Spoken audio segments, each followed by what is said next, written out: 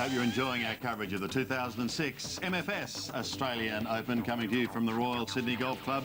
We're expecting a top of 27 degrees today. Ian Baker-Finches, I welcome you. I don't know whether we're going to get it, but we're still seeing some great golf. And the jockeying, Ian, that is starting to transpire now, I think we're set for a cliffhanger finish. I really do. I think if you're tuned in now, stay tuned, because we're in for some exciting golf.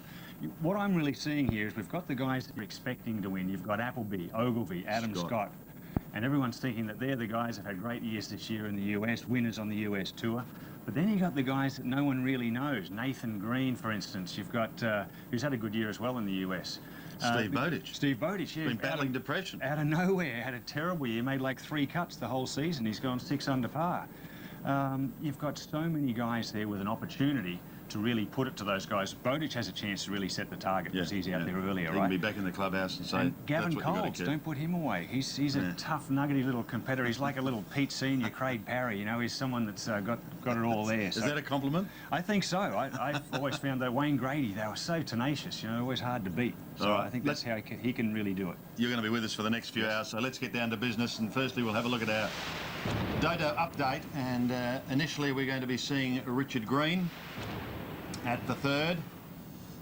A lot of these players took advantage of trying to pick up shots very early on in the round, and that's what you've got to do here.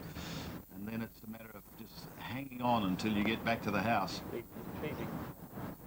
Come on, Wayne Grady nearly made a 1 there today. He hit the flag with his tee shot, hit it into about 3 foot and then missed the putt. How is Graves? Is he looking forward to the seniors? He is. He'll be 50 next year around British Open time. Look out. As a multiple winner on the PGA Tour, he'll get a few exemptions and a good chance to, you know, make some money. Because the guys of our era didn't make a whole bunch of money like the Adam Scotts and Applebys are making at the moment. So it's a good opportunity. From Scott at 3 to Brett Rumford and his birdie putt at 4. See, Brett Rumford's another one with a real good pedigree. He's won a couple of big tournaments before, but we haven't really seen him perform at his best here in Australia for so long. And here's the man who's really set this course alight. This was to go 6 under through 10 holes. What a start. Course is in good shape. Yeah, my word, it is. Greens are putting nicely. If you're putting well, there's no reason why you can't make them all. Now, here we are. Back out on the course with Jeff Ogilvy playing his 3rd shot to 7. He's playing today almost like he has been the entire week. I mean, he's been thereabouts, but there's been nothing spectacular. Yeah, he's playing steadily, isn't he? He's not really sharp. You know, he had a big break.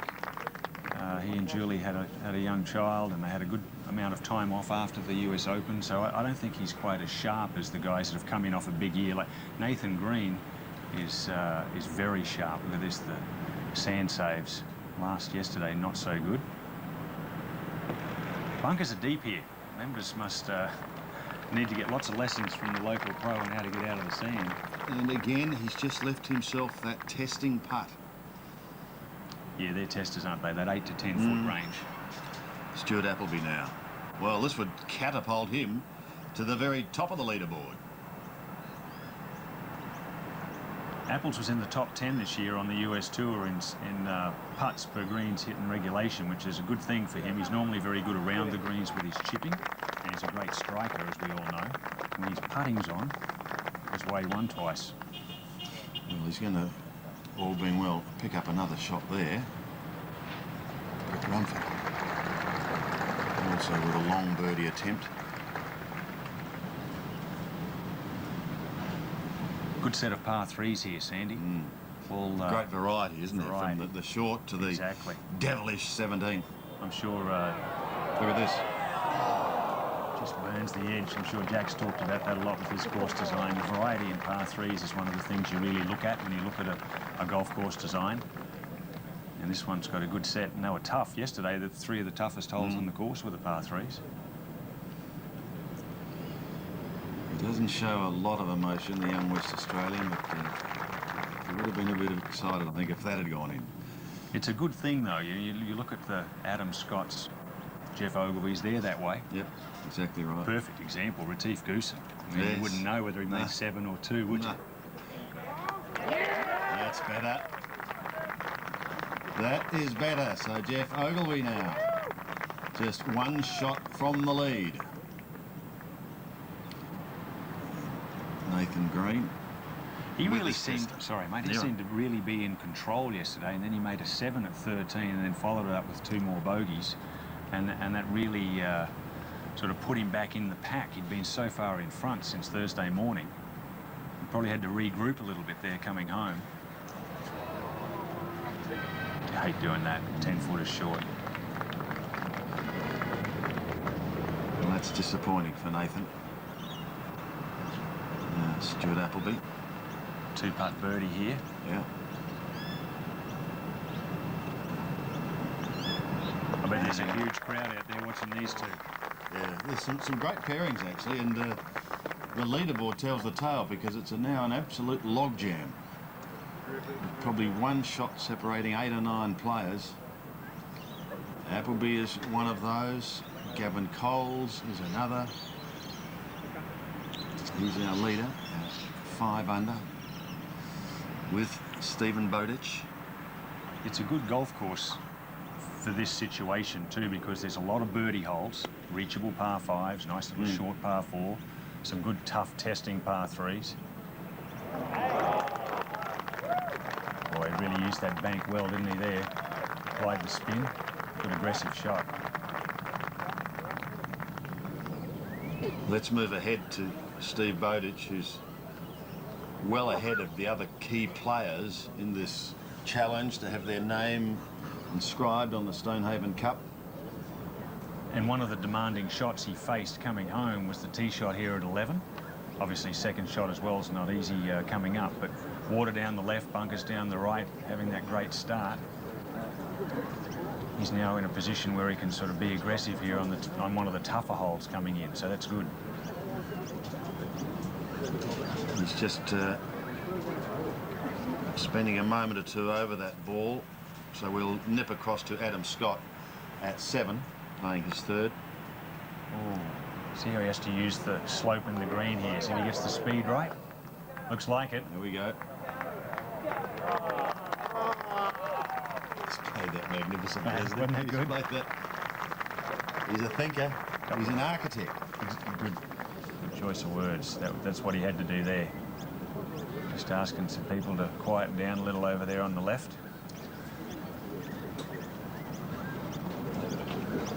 Now he wants to just keep this aggressive swashbuckling style going here over the last 7 holes, because that's how he plays his best. Just go for it, go for broke. Be smart about it, but don't start steering it. Go for it.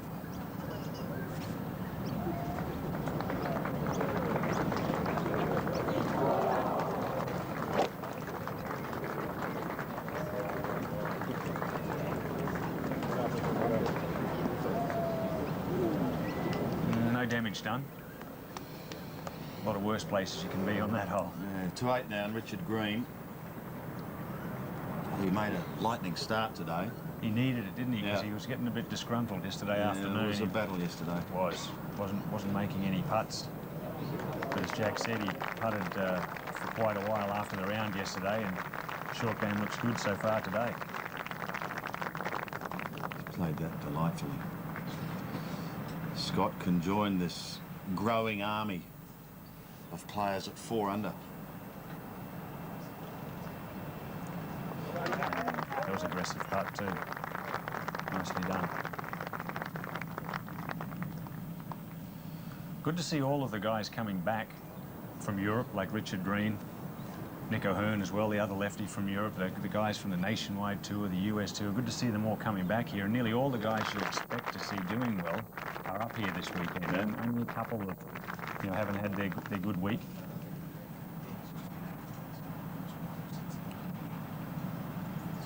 This putt will just give Gavin Coles a little bit of breathing space. Again, with the outright lead, but they are coming thick and fast.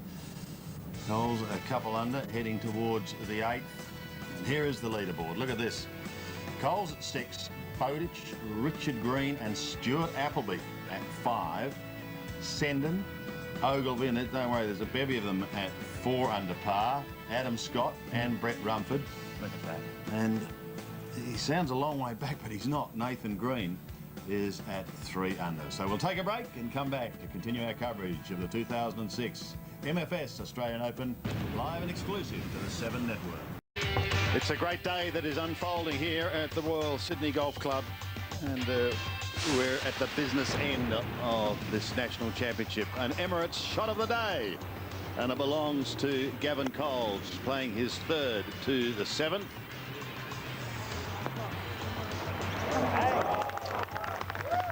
Used the bank beautifully and set up his birdie. Well played, Gavin Coles. And here we are now on the 8th. Jeff Ogilvy. He's got the big dog out. He's having a lash.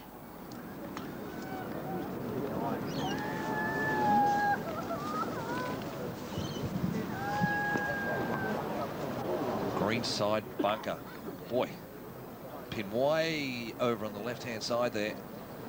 That'll be a tough bunker shot from there. Brett Rumford here for his 2nd shot at 7, and Wayne Riley, can he get there?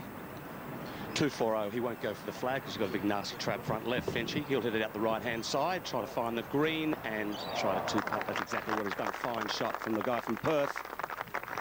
Beautiful shot there, good control. Not necessarily one of the longer hitters, but it's 2 pretty good whacks there today. Wind died down. It's not as much of an issue today, is it? Stephen Bowditch currently having a share of 2nd spot, about to play his 3rd to 11. The uphill chips are always a lot easier than side hill, downhill, whatever. If you can just leave yourself in the correct side of the hole, it's always a lot less effort needed to get it up and down for your par, or 2-putt for your par. And Jeff Ogilvy down there in the bunker. He lashed that drive, didn't he? Just wanted it to cut a bit, but look at this for a 2nd shot from the trap. It was pin high from the trap, you know. Played it like you're playing, Paddy. Need 3 to get out of there.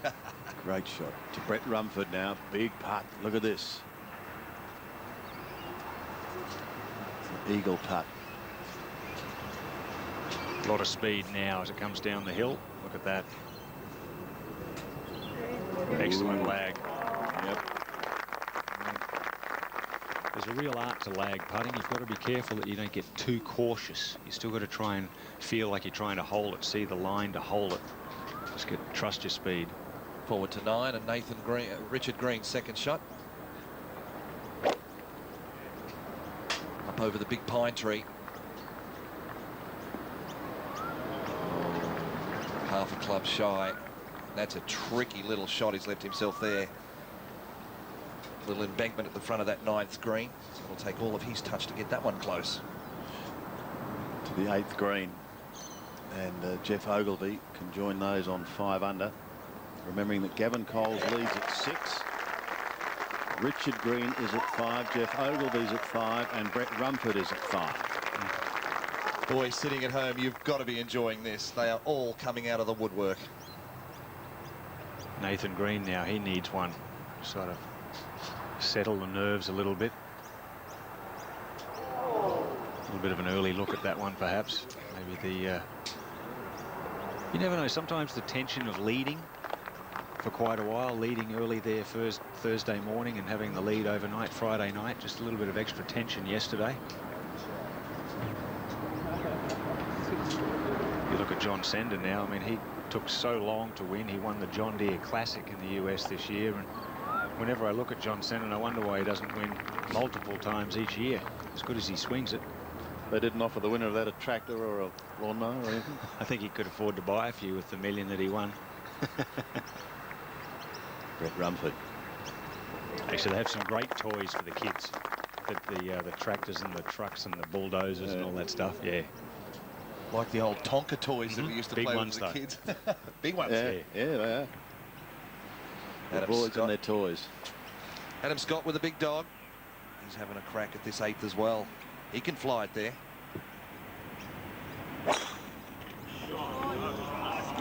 You know, these are the holes, if I was out there watching in the galleries, these are the holes that I'd be at. The par 5 tees, the short par 4s. Just watch how far they hit it. Just stepped up and smoked it on the front of the green. Actually, that's going to be an easier chip from over the back, isn't it, than if he'd come up short in the bunkers. He's got some green to play with. Yep. Richard Green, 3rd to 9.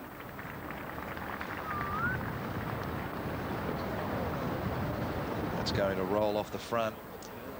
Hit the fringe and stop. It did. You called it, Brett. That was a really tricky little chip there. He had no shot from where he was. It just, you had to bump it into the front.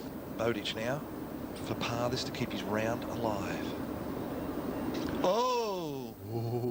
Come the end of the day, mate, he might be getting his name on the trophy because of that one. He knows too. Have a look at that.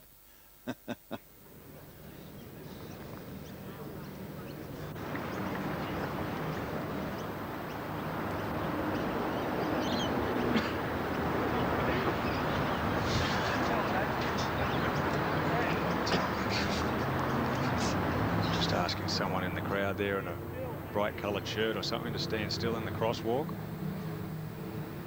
This will take some touch from here, Finchy. Certainly would. This is what we're talking about with the lag putting. You just can't get too cautious and think to yourself, okay, 2 putts is good. Well, you still got to try and hole it to get it close enough for that second one to be easy. There's a great shot from in front of the green. Now watch this as it starts.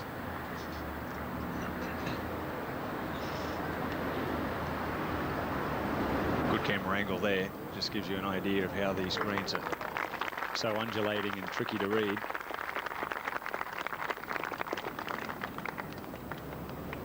Aaron Badley really hasn't made any move today. He's 1 under at the turn. Peter O'Malley's a couple under for the day.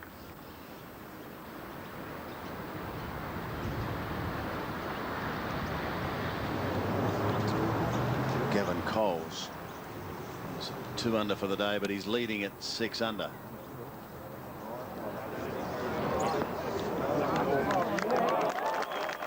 Two different ways to play it, Brett. The big hitter knocks it over the back of the green in one. Colesy lays it up. Beautiful little spin on the sandwich to 3 feet. Richard Green for par. That used to be you and I. You'd bash it over the green in one. I'd lay it up. Pitch Got it up it there. Oh, what a 4. Oh, he'll look back at the end of the day at the one that might have turned his round around, and it was this one here. Par save at 9. Well done. You know, you're right, Finchy. Used to fly you by 100. At least. But you'd hole everything. All I saw all day was your backside picking the ball out of the hole. It's a great equaliser, isn't it, the putter? Senden. Good 2 putt there. Both of them 2 different ways to make 4. Well, back in the States in '96, before I left, we played plenty of practice rounds together, and we'd often say, your short game, my long game, we'd be Tiger Woods. That's right. Better than Tiger. You were some man around the greens. I used to love this sort of stuff, the shot that Adam Scott faces now, trying to figure out where to land it, how much spin to put on it. You know, that finesse around the greens is a real art, especially with the old Ballada balls. Yeah. Well, he's got 2 ways of playing this. He can either fly it onto the green off the bare lie that he's got. There's a great view there. But if he does that out of this rough, there's no way that he can pitch it on the green because it's straight downhill. So he's going to have to pitch this into the embankment, kill it, and let it trickle up onto the green. Now, the thing with this, it's a 50-50 kind of shot.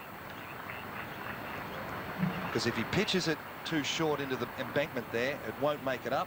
And if he pitches it too far to the top and it skips too hard, it's just going to go straight over the green. So, tricky. I add a little something here, if I may, that Certainly. a really good player with a lob wedge that spins the ball well wouldn't even think of anything else, unless, of course, the lie was dictating that you couldn't spin it. Well, the lie there. Right, so if the lie's sitting down, as you say, little 9-iron, maybe a pitching wedge, just a 1 or 2 bouncer into that bank. It's sort of automatic choice, isn't it, if you can't control the spin? Yep. But it's tough. It's just, he pitches this in the wrong spot. It's either over or back down. This takes a lot of luck.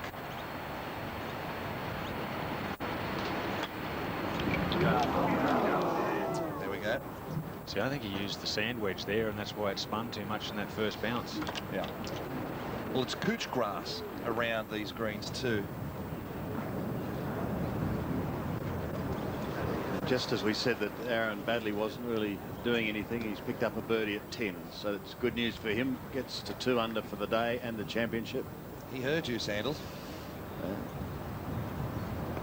But he's running out of holes. Stuart Appleby. He's a man on fire today. Second shot to 9. Paddy. 120 metres. Got a little natural backboard here. So can afford to knock it 121 or so, and that's exactly what he's done. Well, I would have liked it to come back a little further than that, wouldn't he? Well, took a big hop though, Paddy, first bounce. Back at Adam Scott. Take 2. See, that's the sort of shot you play if you've got a decent lie, but he didn't have the lie in the first one. That's the breaks. That's why some players will always lay up on a hole like that, because they know they're going to have a fairway shot with their second and they can control the spin. Let's join Jeff Ogilvy playing the 9th, and Pat is keeping an eye on this couple. Just 7 metres ahead. This is right at it. Oh, another beauty. Big crowd building up around. Big crowd. Look at this. Perfect. It was right on line in the air. And a big crowd building up around this group now. Now to the man that is really on fire today. 6 under through 11 holes. Stephen Bowditch.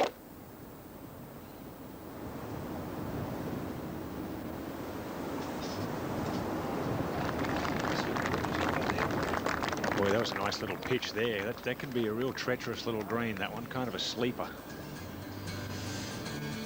Look at that. Look at the 5 unders. Gavin Coles at 6. And they're nipping at his heels. Stephen Bowditch, Richard Green, Stuart Appleby, Jeff Ogilvy, Brett Rumford, all at 5 under. Bowditch, the star of the day, at 6 under for the day. Johnny Senden is 3 under for the day. And Nathan Green is having a battle. Is it finally catching up with him? He's at 3 under as we take a break. 13 players under par at this stage for the championship. One of them is Adam Scott, but he has this tester to save par and remain at 4 under. He won't. He's dropped some simple shots today, Sandy. All of a sudden. Well, Three all shots week, hasn't off the he? pace. Yeah. He's just, you know, missing those short putts. Bogey the second, 3 putted the 6th, the short par 3, and then made 5 at 8. Just a no-no.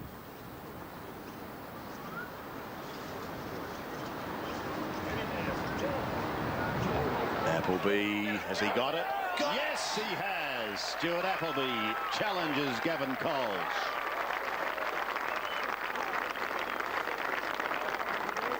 Out in 4 under 32, the 2001 Australian Open champion.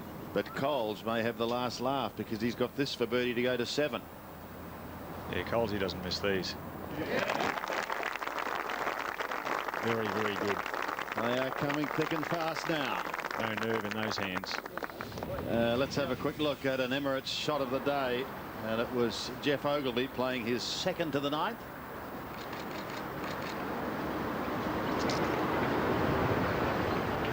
Awesome shot. I knew this would be the group to watch today.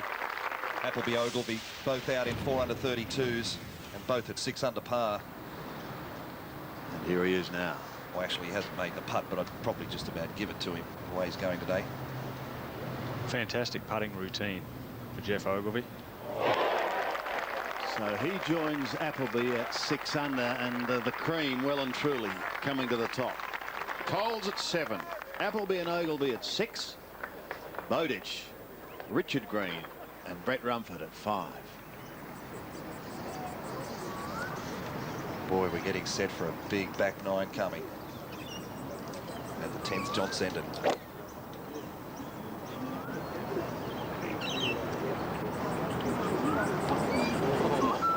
Oh, magnificent from Sendo.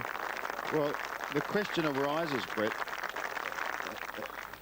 as we have a look at Brett Rumford, is Gavin Coles starting to take some out of the equation?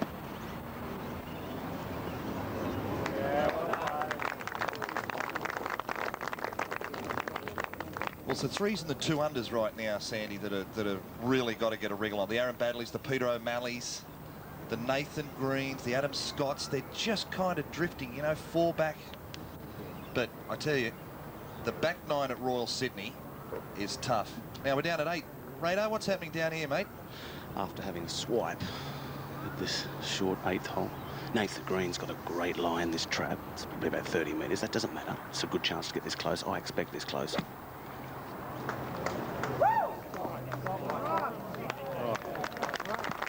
And Wayne, the nor'easter starting to pick up, looks like, out there. No, it comes and it goes, Brett. Weather's out here is absolutely perfect. I mean, we've got a ball game. Who wants to kiss the Stonehaven? Well, you did this morning.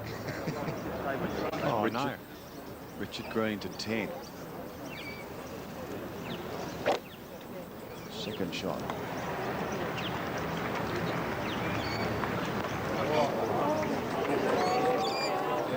That's the difference, Sandy. Difference between a shot from the fairway and one from the rough. Both landed in exactly the same place. He's got a tough shot from over the back of that green too. On the 9th fairway. I like the initiative used this week with the galleries being allowed to walk within a reasonable distance of the players down some of the fairways, to be able to stay in the crosswalks in certain places. Yeah, there have been a number of new innovations that Paul McNamee and the team have brought in this week that I think have certainly helped to revitalise the Australian Open. Totally. Big difference. Just other things for us all in the media to talk about as well. That creates interest. That gets more people through the gates. We've had great crowds. A tournament leader. He's in some strife. And of course, being played at Royal Sydney, the majestic clubhouse with the great views, and the reworked golf course by Ross Watson, all adds to the intrigue. Now here's the shot that's facing Gavin Coles. The pin's on the front left. Now he's got 2 trees that, well, truly right in front of him here. Can he manoeuvre it enough low and left to right to get anywhere near the front of the green? I don't think so from there. Been there a few times. It's not good. When you're as good with the wedges as he is, all you really want to do is leave yourself with an ideal 3rd shot and get it up and down from the fairway, you know, still make your par. Just get it in the fairway. He's chipped it out. That's the way to do it.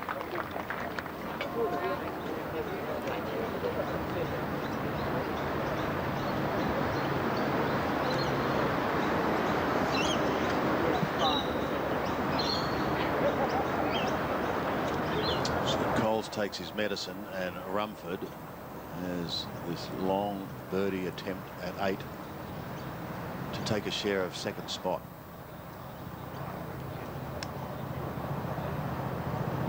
Yeah, the guys really be wanting to make birdie on that hole there. That's a very birdieable hole, and they're all trying to attack it, but you can attack it too much, like Adam Scott did, and make the bogey so easily. Get down. Down, ball. Help. Up there where John Senden was. 2 putts will be good from there. Yeah, it's not a putt you're looking really at making, is it?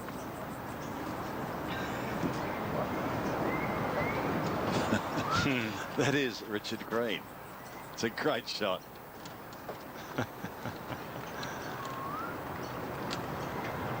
And I think those trees might be just impeding his backswing there. He's gone so far through the 10th.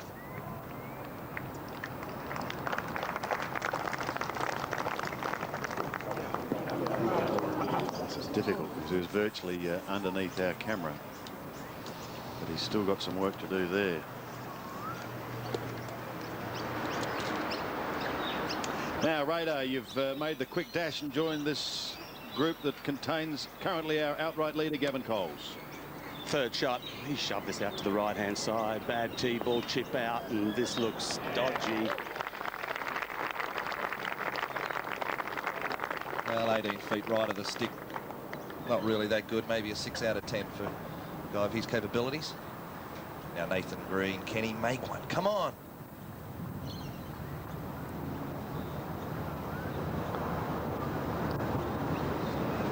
It's gone right.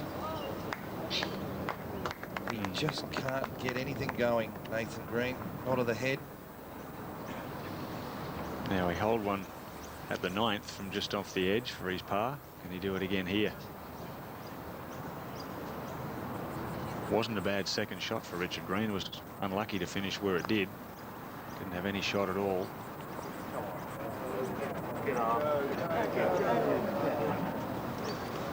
That left for his bogey. And now Brett Rumford for his par at 8 to remain at 5 under.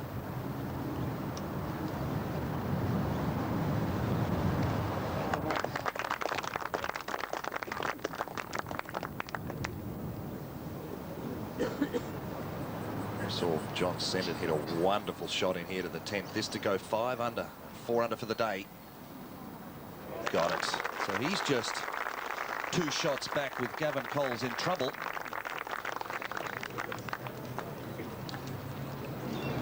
All the US PGA Tour players are just making one great big run, aren't they? Final round, they know what to do. Well, if you come back from the Premier Tour where you've been playing and winning, you have so much more confidence, don't you? You know what it's like. You won a couple of times there on tour. You'd come home and you'd so want to win the big tournaments, the PGAs, the Opens, the Masters. But you had that added little bit of extra confidence. I remember when we were just young, as we watch here, Adam Scott with his birdie. You know, Jack Newton and Bob Shearer and those guys were over playing in the US Tour. They always came back and won here because they had that confidence of knowing that they had been playing all year against the best in the world. This is a good line. Look out. Oh. No, you're right, Finch. You always felt 10 foot tall when you came back from the US Tour, back home to Australia, and it certainly, you had added confidence. So just an outward half of even par 36. For Adam Scott, he'd be disappointed with that when everybody else is 3 and 4 under for the day. Let's join Pat Welsh, who's with Jeff Ogilvy, and he's just a shot off the pace, the US Open champ. He's a long way back though, Sandy. 186 he's got here with a 5-iron into a freshening breeze now. This is falling away. The breeze has got it away to the left. Well, with this pin cut over to the left, that's a tough chip there. So much depends on the lie there, doesn't it, Pat? If it's sitting up nicely, he should be able to just pop it up there without a problem. If it sits down in that Bermuda rough, it can be a tough one. Now, Gavin Coles, currently 7 under, 1 shot lead over Stuart Appleby, Jeff Ogilvy. This for par.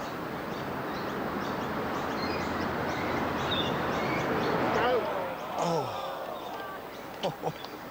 Three-way tie. That was an unusual mistake for Gavin. He doesn't normally miss too many tee shots, especially the way he's been striking the ball this week. He'll be upset with that. Ogilvy and Coles. One has won the national title, one has won a major in the form of a US Open.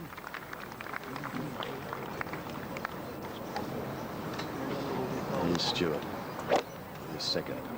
A lot closer to the green. Got a little bit lucky. His tee ball bounced off the spectators, but this is way left. Oh boy, this is further left than Ogilvy. Oh, that is dead.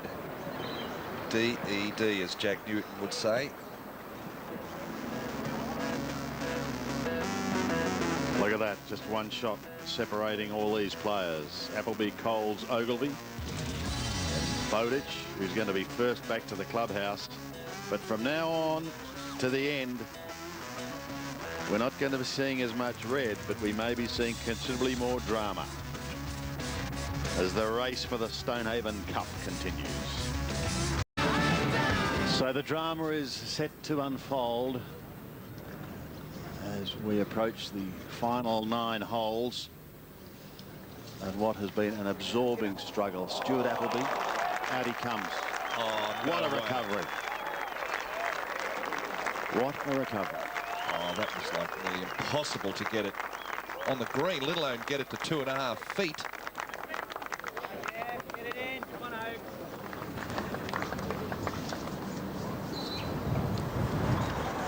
Richard Green playing his second to 11. Feet above the ball.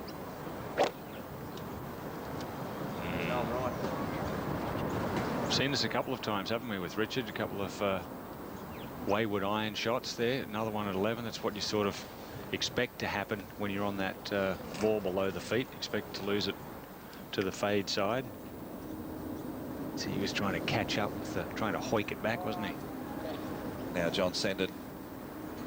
And this 11th hole, this is the #1 hole on the card here for the members of the Royal Sydney Golf Club. Back into a nor'easter. It is a brute. Some added yardage to it as well. Now 420 metres.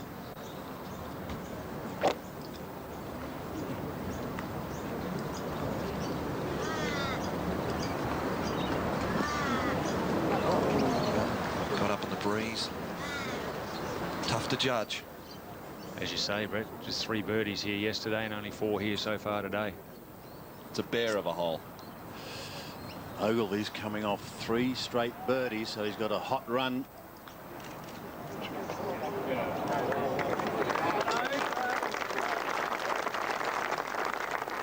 Yeah, 7.5 out of 10. Well, you're a hard marker.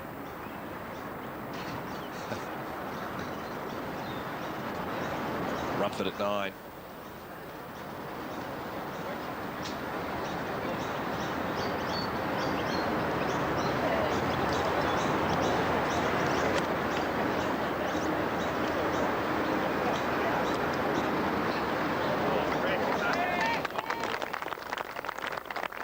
Good shot.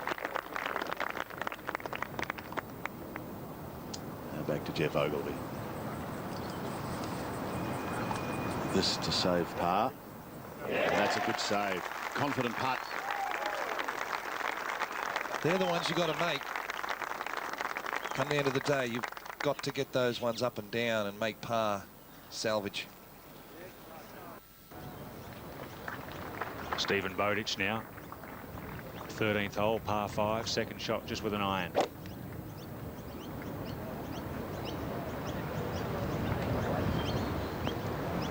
Another one of the big young hitters that, young big hitters, I should say. They all hit it over 300 yards on the fly these days. It's 270, 75 metres. Different game. Here's another big up and down. Both Ogilvy and Appleby absolutely getting out of jail at 10. Let's just keep you up to date with Greg Norman. He's coming towards the end of his week. He's even through 15 and is playing the par 5 16th at the moment. Came into the day at 4 over.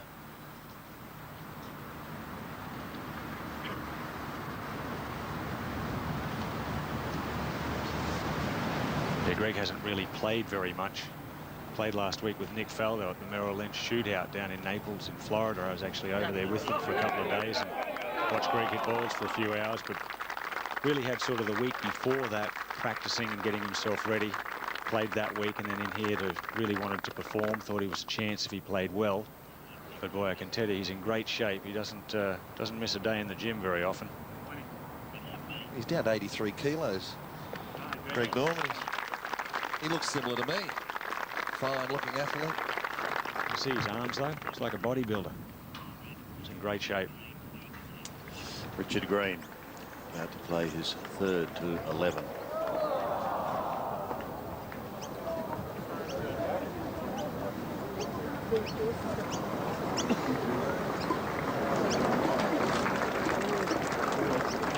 Come up. No. Well, 9, 10 and 11 are hurting Richard Green's chances. They certainly are. It's Brett Rumford at 9. This to join that select group at 6 under. It's quick and it'll move a little to his right.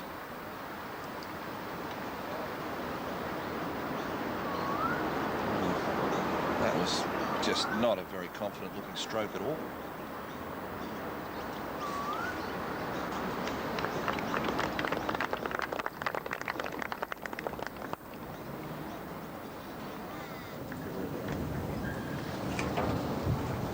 John Senden now at the 11th, just the 3rd shot here from just short right. Just has to get the break right here. Well played. Queenslander coached by Ian Triggs.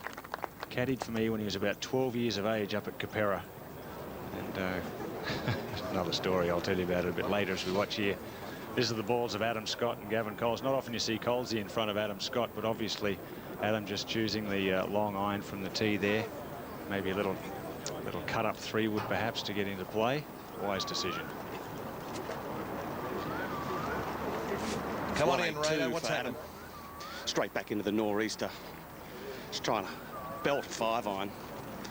And this is a flush straight to the middle of the green with high draw. Fantastic looking shot. Is it up? Sitting right on top of the ridge, Raider. Would have looked good from where you were standing, that's for sure. Now Gavin Coles. And this is someone, please shout for. Oh, that's even worse than where Stuart Appleby was.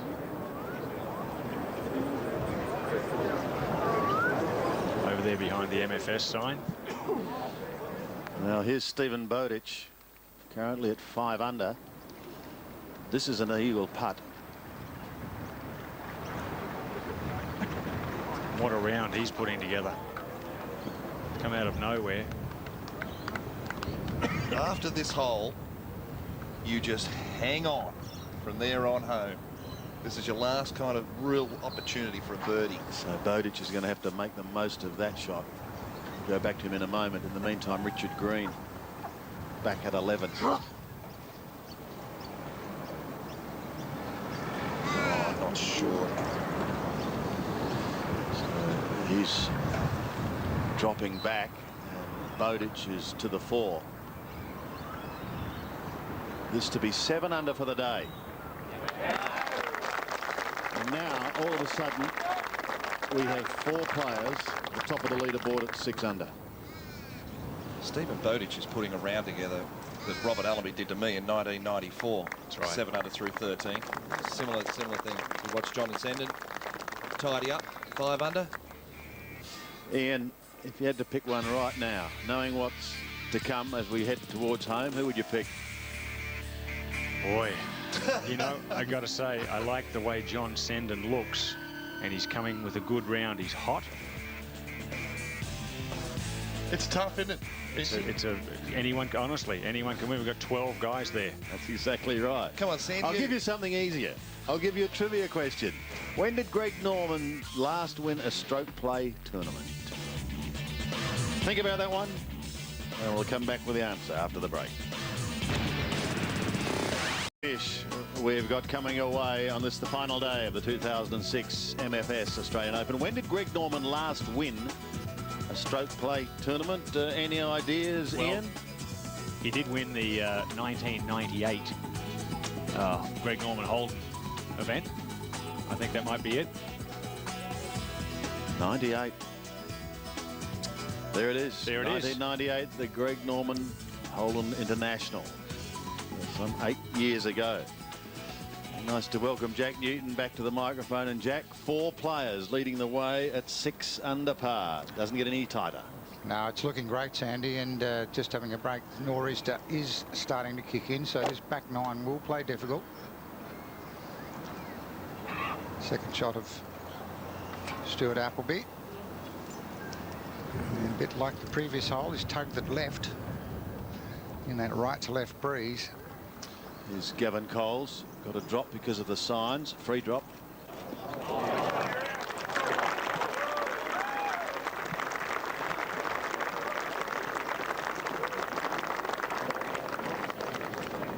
Now Jeff Ogilvy at the 11th. Second shot from a perfect tee shot.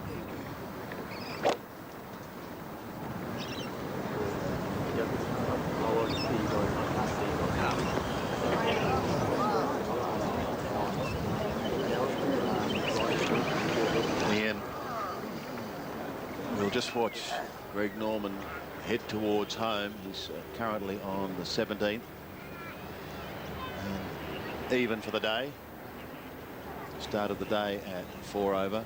Toughest green on the course here, Sandy, the 17th. It's a little blighter, isn't it? It's like a slippery slide, or one of those water slides just on the flat here. Always been a tough hole, 17, but While we're watching him prepare, we've got such a logjam at the leaderboard. When does it start? When does the throat get dry, the nerves come back, the tiredness kick in? for Greg. No, for all our leading contenders. Oh, sorry. Well, their throat's pretty dry right now, I would think. But the guys that have won big tournaments this year are going to be able to breathe a little easier than those that are looking for their first big one.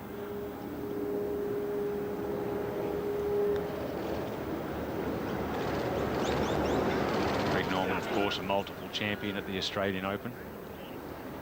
And you won't be happy with that one. No, he didn't get the read right on the roller coaster ride he had for that putt. Back to 10, Adam Scott. Well, the way things are going, these are must-make putts for Adam Scott if he's going to win this Open. Yes, because with what lies ahead of him, there are limited opportunities.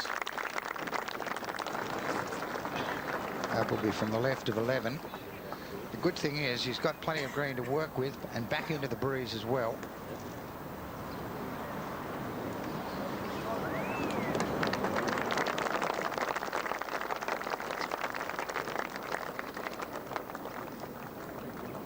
Fancy Jeff Ogilvy has a slightly easier chip. Go to John Senden at 12. He looks in control of himself, Jack. He does. He looks terrific, doesn't he, John Senden? 4 under for the day. Before he won this year in the States, we all would look at him as announcers wondering why he wasn't doing a little better. You know, he was runner-up here last year, top 6 in all of the 3 big events, but he just looked like he should be doing better than he was. And after he won, he just looked so much more comfortable, like the weight had been lifted from his shoulders. Putting's always let him down, I think. And Gavin Cole's saving putt. Got it. Gee, that's a huge putt at this stage. Big save. That was a huge up and down from over there. Putting certainly doesn't let him down. Let's go to Ogilvy. And his 3rd shot to 11. Would have got a bit of a read, I think, off Appleby's. It's going to slide to his right.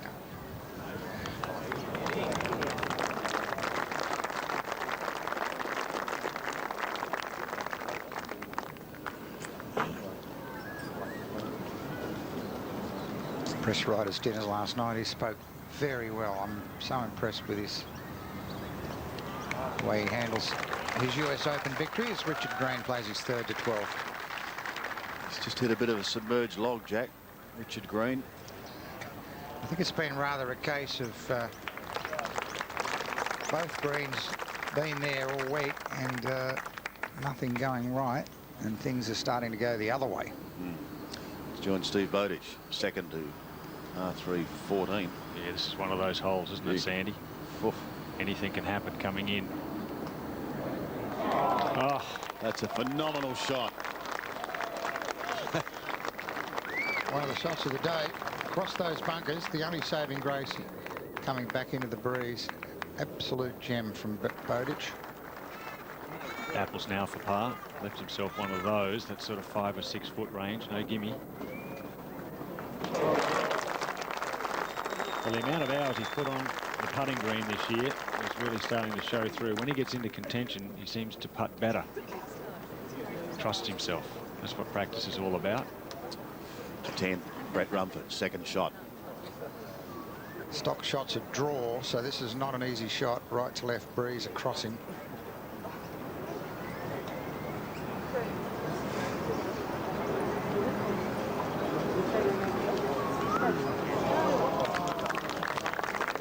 Good looking shot. It would have looked good to him right at the stick. This is Richard Green for par, trying to stop this mini bogey run. Drop shots on 10 and 11.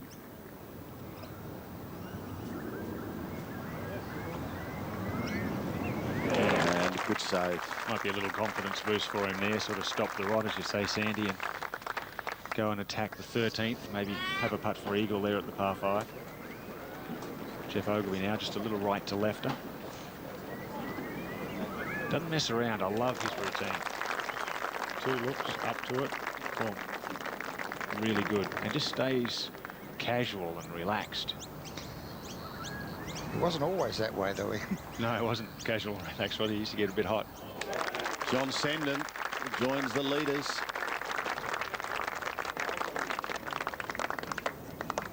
With a birdie at 12, he is now 6 under.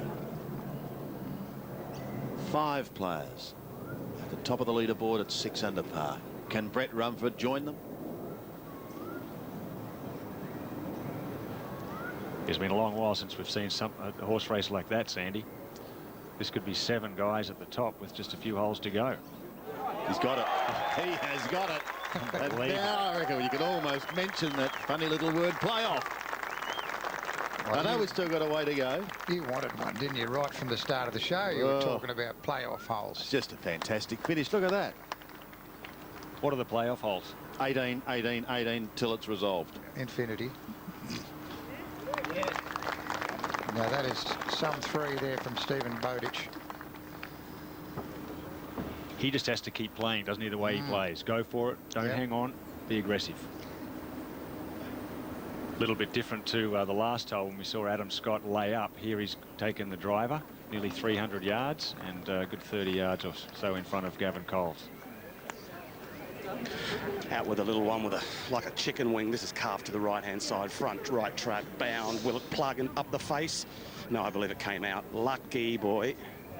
That's a tough up and down, though. Yeah, he's short-sighted himself, hasn't he, with no green to work with. Adam, he's got himself 1-4-4 back into this nor'easter. Got himself a 6-iron. Huge advantage, isn't it, Wayne, if you've got... And this is flush. This is all over it like a tropical disease. This is right at it. Could go in. Oh. See, that's the difference. Gavin Coles having to use a utility club. Adam Scott with a 6-iron. Now, if you don't think it's tight, look at that leaderboard. I haven't seen that at this stage of an Australian tournament, Jack, for a long, long time. The entire front page with all scores level. What's that mean, Sandy? Hang on to your hat?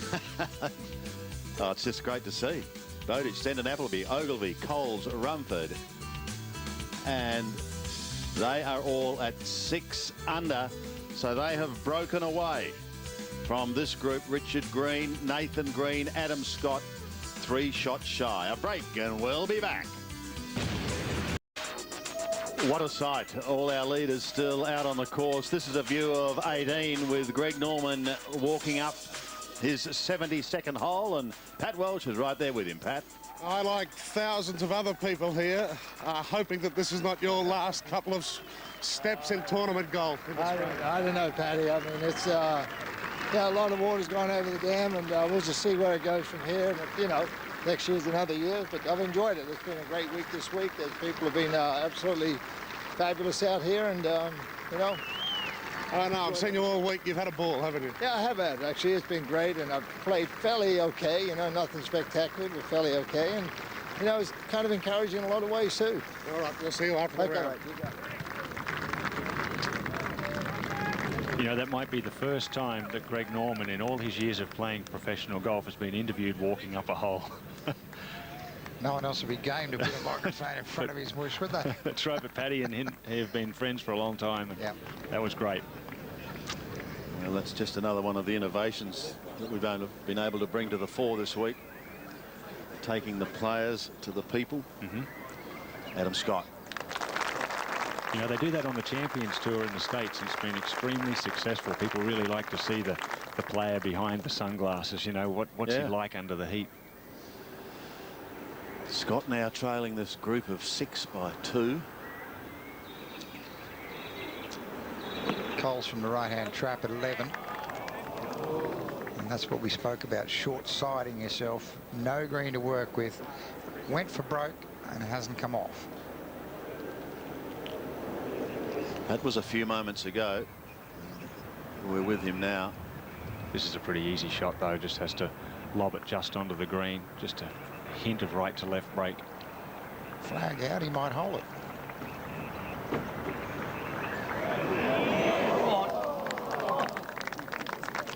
Well, That's what allows a player like Gavin Coles to compete with the Adam Scotts. That around the greens, the ability to just sort of get it done, the gritty determination, the good putting. If it was just a driver competition, he'd be 40 metres behind all the time. Yeah, although, Ian, he's hit more greens this week than anyone else. That's right, he's hitting it beautifully. I understand what you're saying, but a more different game, isn't it? Yeah, physically, he just hasn't got the power and the strength that the Adam Scotts and Jeff Ogilvy's have got. That's Appleby's ball from behind the 16th sign, and that's a fighting recovery from Stuart Appleby. And now we join the US Open champion, Jeff Ogilvy. You just wonder at this stage just how telling is the Appleby experience going to assist him. The US Open victory assist Ogilvy. Someone like Coles, who hasn't seen this much heat for probably a while.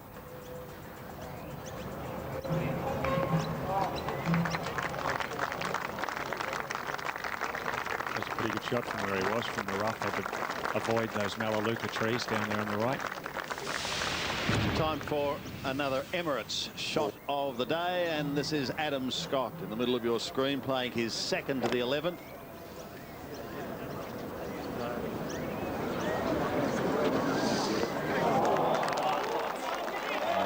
Just for a moment it was going to go in. Well, it's a tremendous shot, Sandy, because that is one of the more difficult holes on the golf course now, and to stiff it like that, tremendous shot from Brett Rumford now. Again, difficult shot for him. Right to left breeze, pin on the right.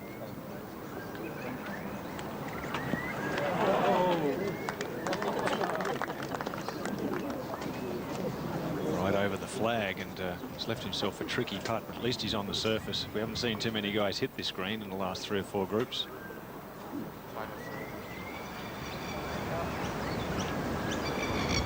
And this hole, the 12th, these guys would have been thinking birdie coming down here. It's a short 4 for them. If they hit a driver, it's just a drive and a pitch. I think Jeff Ogilvy had to take his ball more left because the overhanging branch is just too tight on the corner of the dogleg.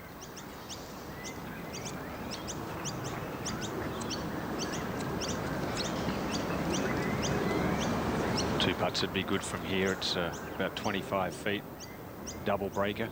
Most of the putts on these greens, if you're outside 15 feet, are double breakers. A lot of undulations. They're in great shape, though. But hard to read. Talked to a lot of the players this week, and they've said that's the hardest thing they've found. Obviously, the wind was difficult as well, but reading the greens has been tough. A lot of strained relationships this week between player and caddy, I would think.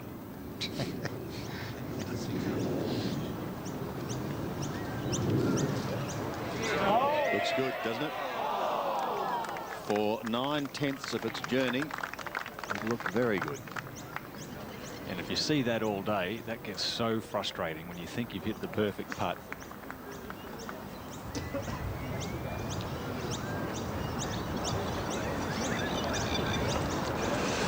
Let's move ahead to 18. Greg Norman having almost completed his round.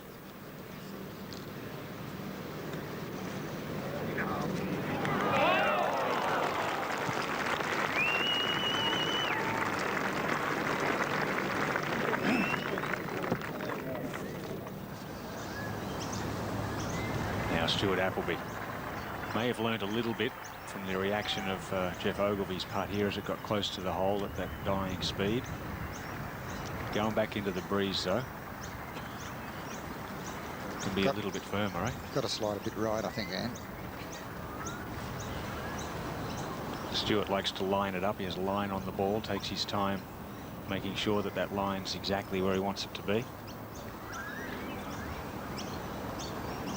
I always felt that that took the feel out of it, but some guys like it as a bit of a backup into saying, no, you're right, trust it. That's where you've got it lined up. Go with that. This for the outright lead.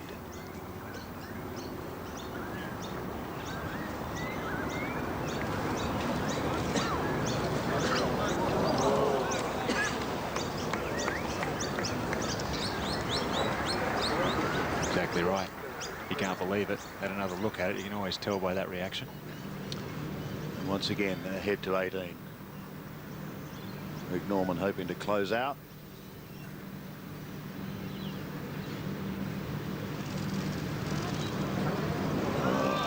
It will be a 1 over past 73 today, and he finishes 5 over.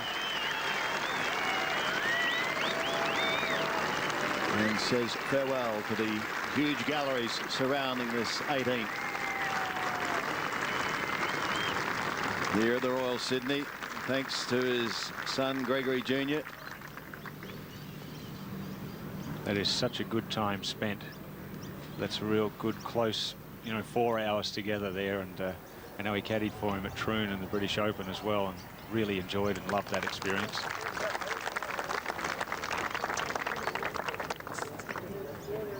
Ogilvy makes his par. Now here's a tough putt for Brett Rumford. Ridge there about 3 metres in front of his ball. And then it slides to the right.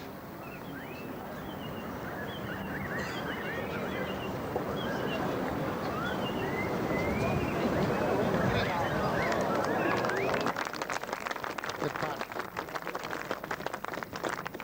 Good putt. Rock solid par. Well, Greg leaving the course, he didn't give a definitive answer to Pat Welsh as to whether it was his last tournament in this country, but for all the young stars and players coming through, let's hope not, because Jack, as you've said throughout the week, he can offer them so much. Oh, I think not only Greg, but because in many cases he's their idol. But it's also great to see the Ogilvies and the Applebys and the John Sendens and the Badleys come back, Peter Lonard, and play here with our young guys, because they get to see firsthand what they need to improve on. Gavin Coles is the only one of the top 6 to drop one in that last session. So have 5 players at 6 under par. And of those 5, Stephen Bowditch is going to be the first one back in the clubhouse. Can he set them something? We'll find out when we return. Paddy asked the hard question once. I think he's going to have to ask it again. We're going to be seeing Greg back here in tournament golf. Paddy, over to you.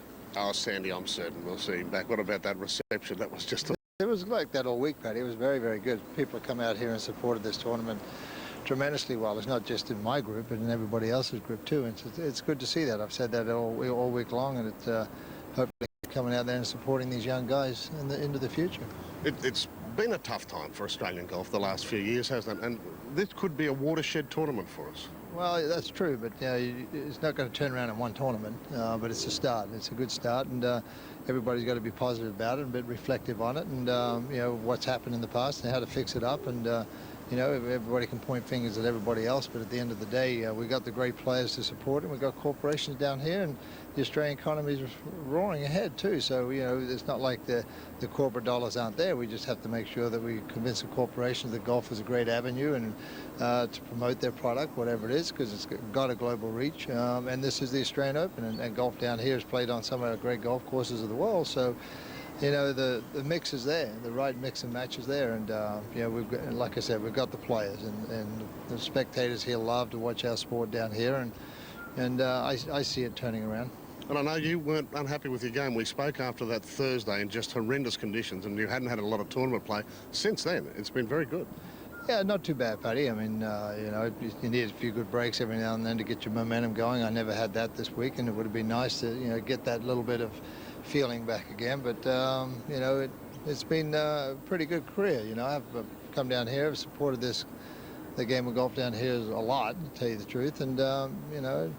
And, hopefully I'll go back and hit a few shots and get ready for the father-son in 2 weeks.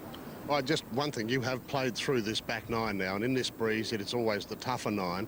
What's your predictions for this finish? I mean, we're looking to play off at the moment, aren't we? Oh, what's leading now, 6 under? That's 6 under, I think. Yeah. I think 6 under will be the number. You look at the 13th hole, the par 5. I mean, it's even a hard pin to get at for downwind. A lot downwind, so the players don't have a certain birdie on the par 5 either. And then the rest, the pins are tough to get at.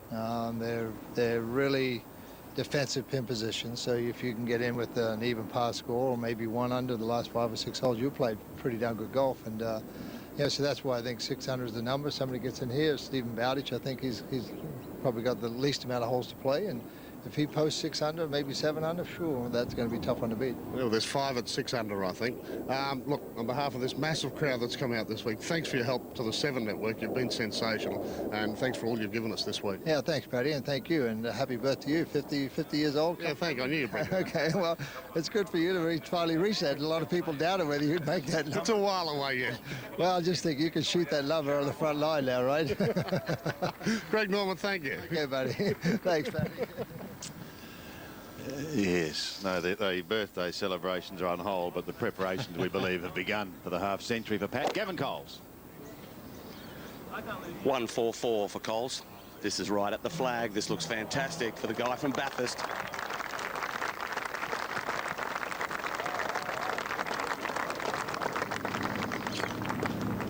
I mentioned Stephen Bowditch. He's going to be the first one back in the clubhouse, now playing his 3rd shot to the par 4 15.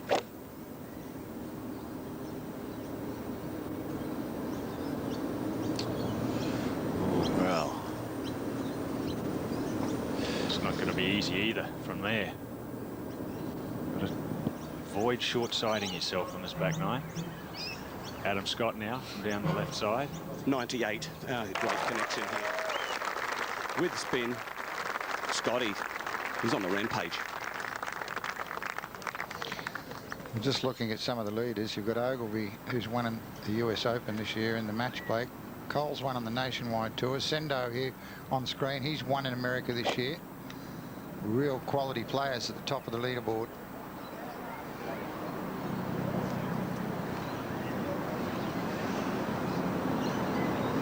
Hung that to the right in the trap.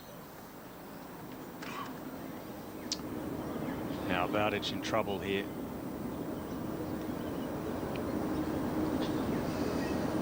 Oh, good touch once again.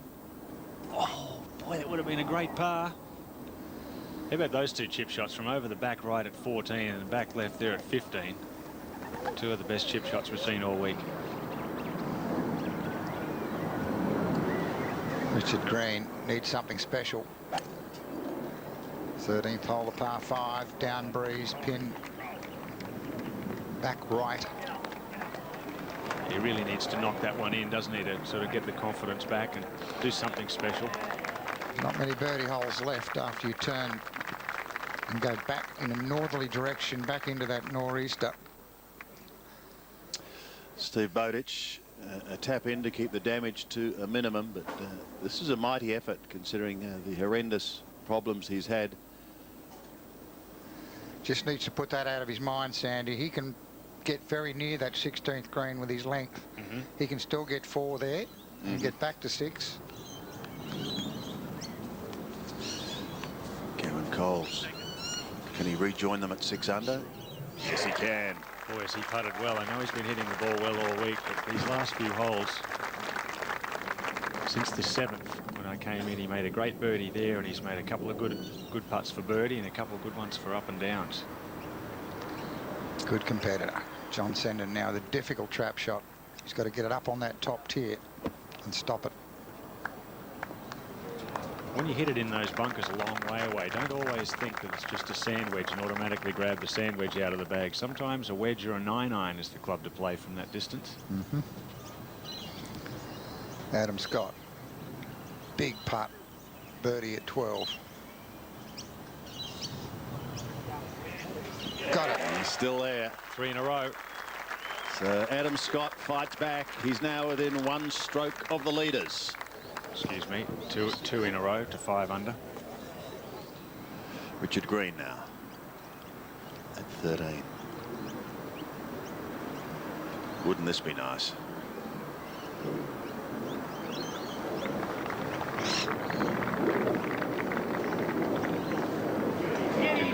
Hit it.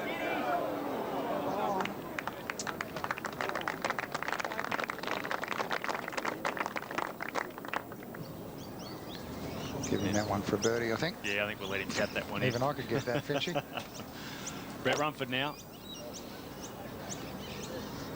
12th hole, second shot. And he was down the right side. He probably had to play out to the left to avoid all those trees on the dog leg.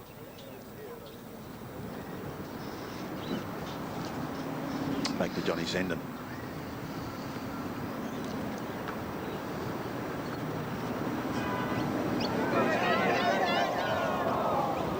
He'll be kicking himself there at 13. Of the last 18 players through, there's only been 3 pars. Everyone else has made 4 there.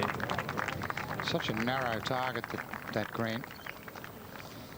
And the breeze across you there. There. So again, the numbers dwindle, and we have 4 at 6 under. Bump and run, hit that tree and came up well short. Brett Rumford is one of those. But It'll be a good up and down for a 5 here. yeah, There's that breeze you were talking about, Jack. This is 13, the par 5, of course. Breeze helping over their left shoulder. Jeff Ogilvy a bit too far left. He's got to hit a low raking shot here. Looked perfect off the club.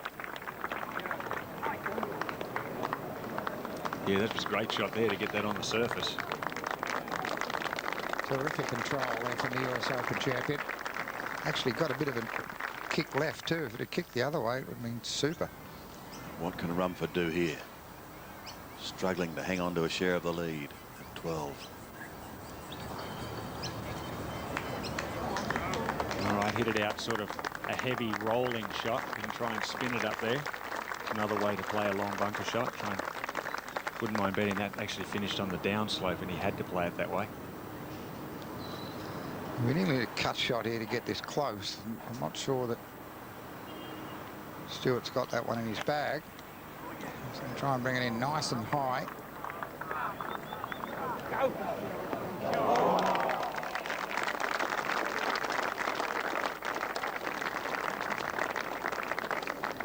And a couple of really good shots there from Mrs. Appleby and Ogilvy.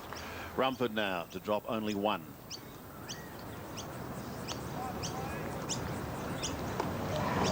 Boy, you know, Brett Ogle said yesterday that this was a real sleeper hole. He knows this hole well, and you know, it's sort of a hole down breeze that you'd be thinking birdie, and he's walked off there with a double bogey. That could be his lot. There's a way to go yet, but we've got 4 players at 6 under. Senden, Appleby, Coles and Ogilvy. Bowditch is at 5. Adam Scott is at 5. We're going to take a break. We'll be back. What a theatre. This is the 18th, and this is where all the drama is going to unfold a little bit later on this afternoon. Can I just say a big thank you to all those people who purchased a pink ribbon to continue the assistance for breast cancer research. It's such a galling, attacking disease that has grown in numbers in recent years, and the more research we can do, the better. So thank you for that. And there's the SMS number if you'd like to find out more information about it or indeed contribute. Well said. To 16 now. Stephen Bowditch is playing his 3rd shot, Jack. He's at 5 under. Second shot, I think, Sandy, and he's going with the big nonger, the driver from the fairway. He's one of the young blokes that could really get up there close to this green in too, even into the wind, isn't he? Yes. And, well, look at the shot he's got left. Ooh. Well, we'll join Jeff Ogilvy now. And it's an outside chance, but it is an eagle putt. That's right, you never know, Sandy. No. Can't make a long one till you get one.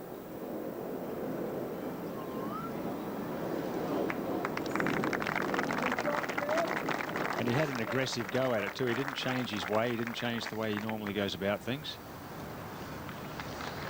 Now, John Senden.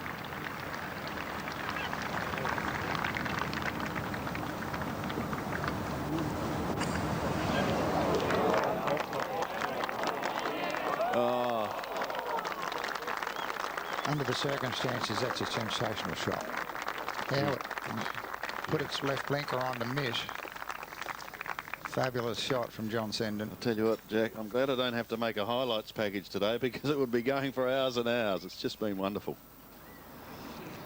Now, big pitch shot here for Stephen Bowditch. Got to get this close somehow. I love the way he hinges.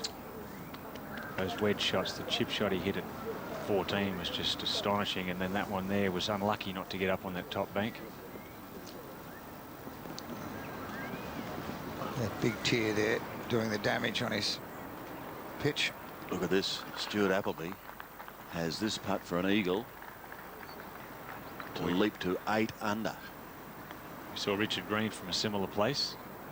Won't come back enough to the right. But it'll be a rock-solid birdie, and it'll give him the outright lead for the moment. We'll just have that little tap in to go 7 under. We'll see him in a moment. Bowditch. Difficult birdie putt up the tier.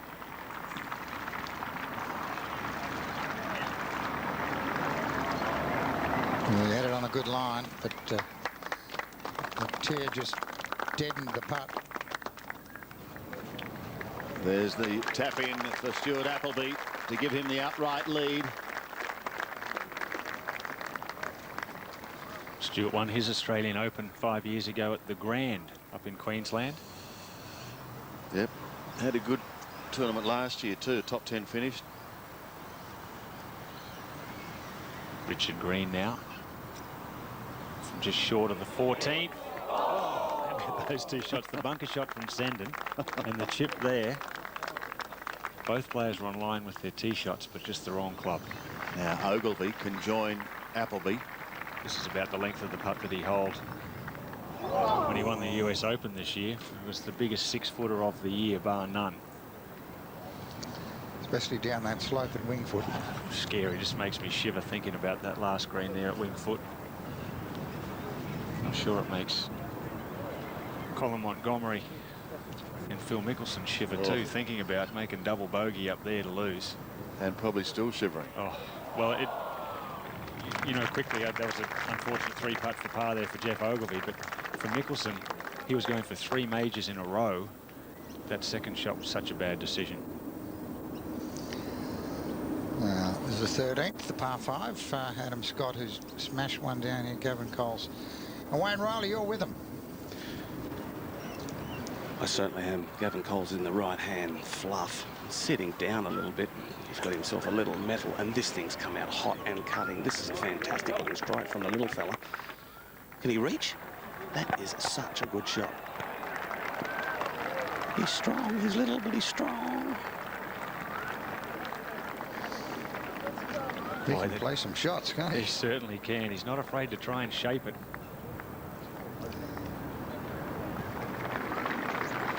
Adam Scott now, his second at the par 5. Finchy, you can't believe how far he's hit this down here. It is so long, it is frightening. Well, Paddy Welch told us yesterday he hit it about 310 metres. Trying to tower it in here, and this is riding the breeze right to left, heading towards a left-hand trap. Will it go in the trap? No. Wayne had stayed just in the Bermuda rough there on the cape that goes down into that bunker on the left. We're testing little chip. At 14, Stuart Appleby, our leader, at 7 under. Tough shot. Elevated tee, cross breeze. And a tucked pin.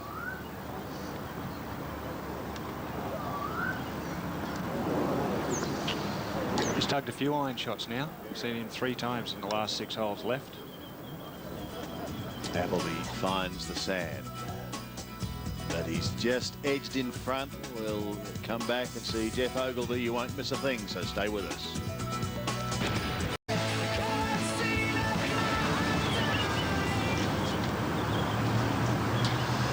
Now Jeff Ogilvy on the tee at 14.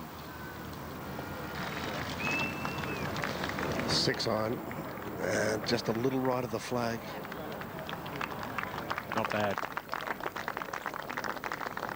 Better to be past the pin there and going back to the hole and being short. It's always a tough up and down from short to a front pin. Adam Scott now, whose ball's just trickled down in this tongue of semi between the bunkers. Boy's got exactly the same putt that Jeff Ogilvy just missed.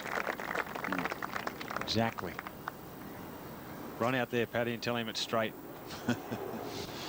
Here's our leader, Stuart Appleby. Long trap shot.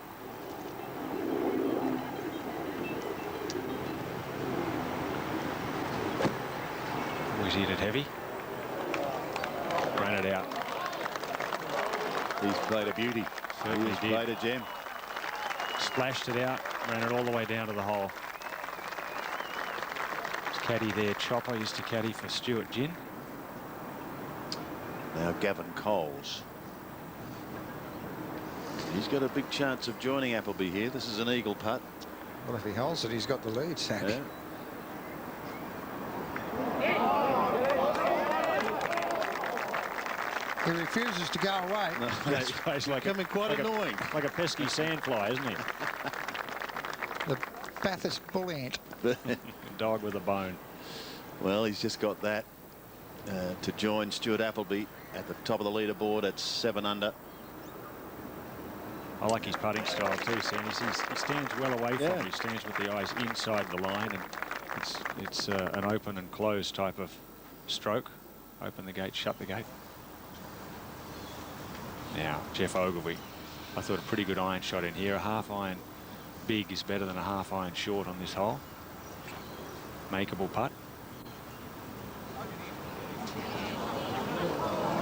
Three's a good score on that par 3. Great group of par 3s here at Royal Sydney. In fact, guys, just quickly, the 1998 President's Cup was a huge success at Royal Melbourne, and the PGA Tours are looking at bringing the President's Cup back to Australia in 2011. And hopefully we'll have a big representation of young Australians like all these guys on it. And Royal Sydney and Royal Melbourne are the two hot courses that they're looking at bringing it to, and I think this would be a great venue as we watch Adam Scott. Did the same thing as Jeff Ogilvy, just missed it on the right. I think this would be a great venue, don't you think, Jack? Oh, I certainly do. And I know that special events people here in Sydney are looking very close at it. Wherever it goes, and we'd love to see it here. Beautiful venue, great club and whatever, as is Royal Melbourne. It's good to have it back on our shores. Good save from Appleby. Indifferent tee shot and wonderful bunker shot recovery.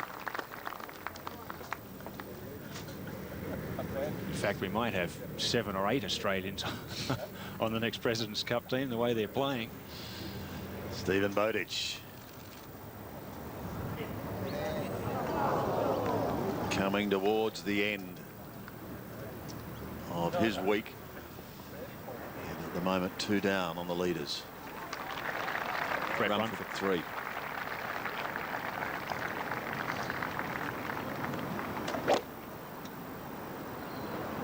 Keeps everything turning through. Doesn't try and steer the ball, and I think that's a way of players that aren't the big, strong 6'4", 200-pounders that pound the ball now for a slighter player. That's a good way of trying to swing. Make sure you generate some speed. Keep turning through. He's a swinger, not a hitter, isn't he? Yes.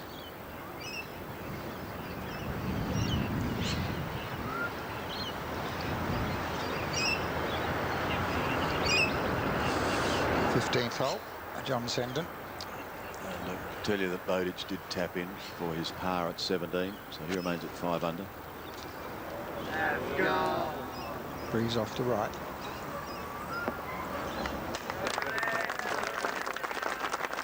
Nice control. He held it up against the breeze, didn't let it get left on the wind.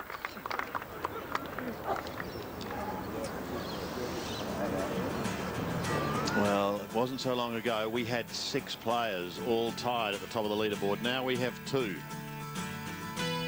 A man who has won the Australian Open in Stuart Appleby, and a 38-year-old from Bathurst who turned pro in 1992 and still looking for a really big win. We'll take a break. Well, loving their golf this weekend.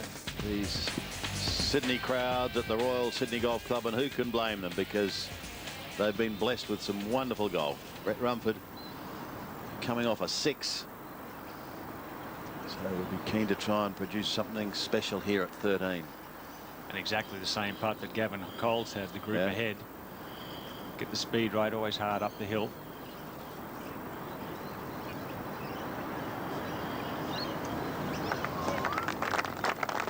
Good putt, good aggressive putt.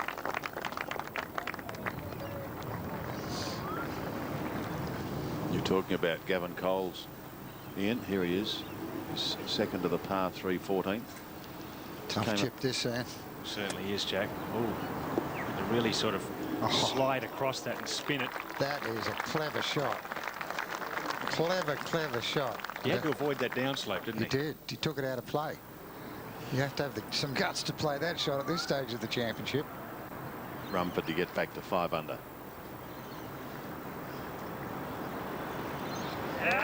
Well, he's done it, but he's running out of holes with Appleby at 7 under and Coles at 7 under. Adam Scott now, who's made those couple of good birdies to at difficult holes, 11 and 12, and then the birdie at 13. Can he make another one here to get to 6 under? Well, you know, he'd deeply love to make the first Australian victory in Australian Open Championship. Number 4 in the world, and yet to win on his home soil, even though he won the money list here last year. It was really only because Robert Alamy didn't play enough because he had more money. But he's going to be around for a long while. He's going to be the next Greg Norman of Australian golf. John Senden after 2 fine shots here at 15. It's for a birdie. Hit it. Second most difficult hole on the golf course is 15th, averaging 4.47. And the last 4 holes are all the top 7 most difficult holes on the course. So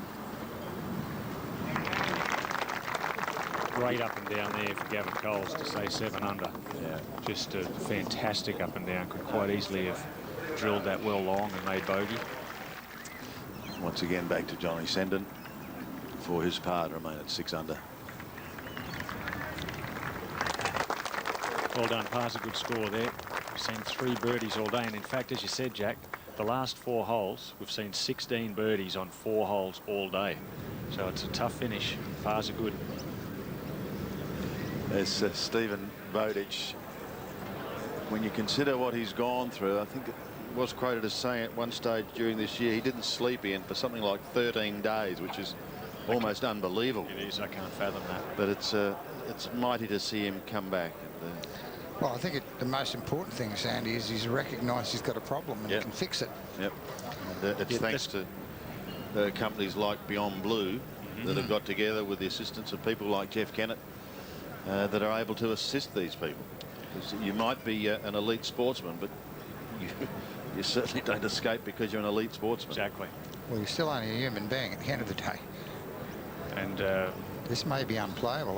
The caddy's got the driver out, looking like he might be going to measure off a couple of club lengths and take an unplayable lie. What a shame that is. We'll come back to him in a moment, Jack. In the meantime, we'll move ahead to co-leader Stuart Appleby at 15. Second shot to the par 4. From right in the centre of the fairway, guys. 147 back into this breeze. Bad break down the hill there. Yeah, it's the trouble, Ian, isn't it, when you try and take this flag on? That's right. It'll be centimetre perfect. Good news is that he's not steering it around. He still looks like he's being aggressive with it. I think that's a good sign. Unfortunate break here, Sandy, for Stephen Bowditch. Oh, my word, it is. And you can see the shoulders have slumped a little, but he's just got to keep it together right to the end. Oh, this is a much tougher shot, guys, because it was really sitting down. It caught a thick clump of rough, but this looked like it's a beauty. Beautiful control of his irons. US Open champ. That was sitting down here, so that's a fabulous shot. Some guys just have the knack of being able to control their irons out of rough. Brett Rumford now at 14.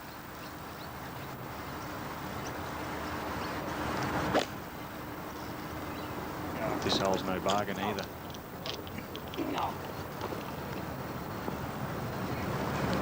So easy to do there, as you said, elevated tee into the wind left to right. Kevin Stadler, one of our visitors, has finished with a 69 today, and he finished square with the card. But there are our leaders. Our thanks to Ian Baker-Finch for joining us. Thanks very much, guys. Love being with you again. Thank you. And we'll see you next week down at Huntingdale. I'll be there at the MasterCard Masters. Looking forward to the old stomping ground, old Huntingdale. And once again, the tradition will continue. But in the meantime, we've got drama to unfold here at the Royal Sydney Golf Club, and it will continue right after this break. Have a good call, boys. First up, let's take a look, Jack, at Stuart Appleby and his birdie at 9. Yeah, putting back down the green, Sandy. Wobbled in the side door, but it started a real run for Stuart Appleby. On the same hole, but playing his second, Jeff Ogilvy.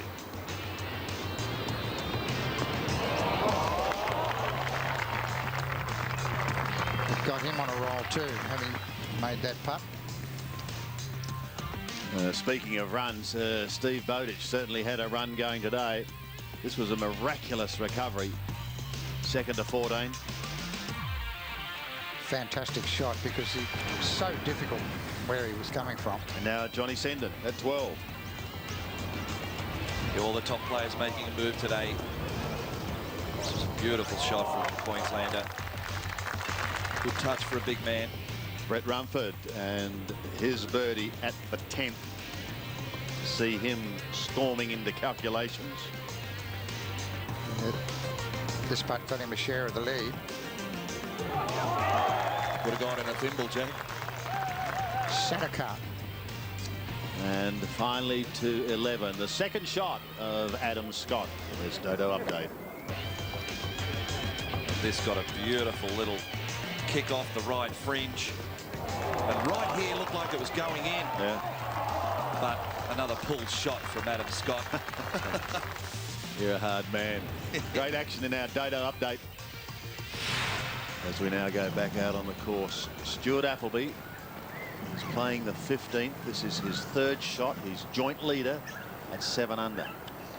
Bit of a tight lie, awkward shot.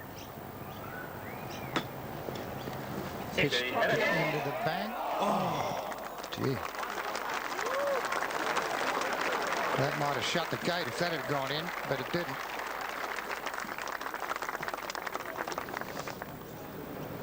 And remember, Steve Bowditch had his dramas at 18. He's taken a drop after landed in that wispy muck.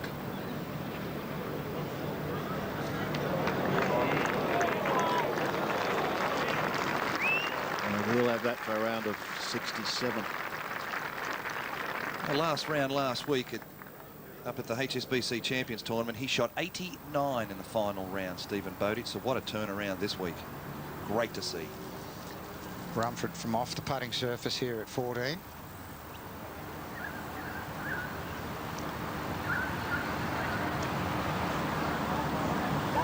Oh, terrific effort.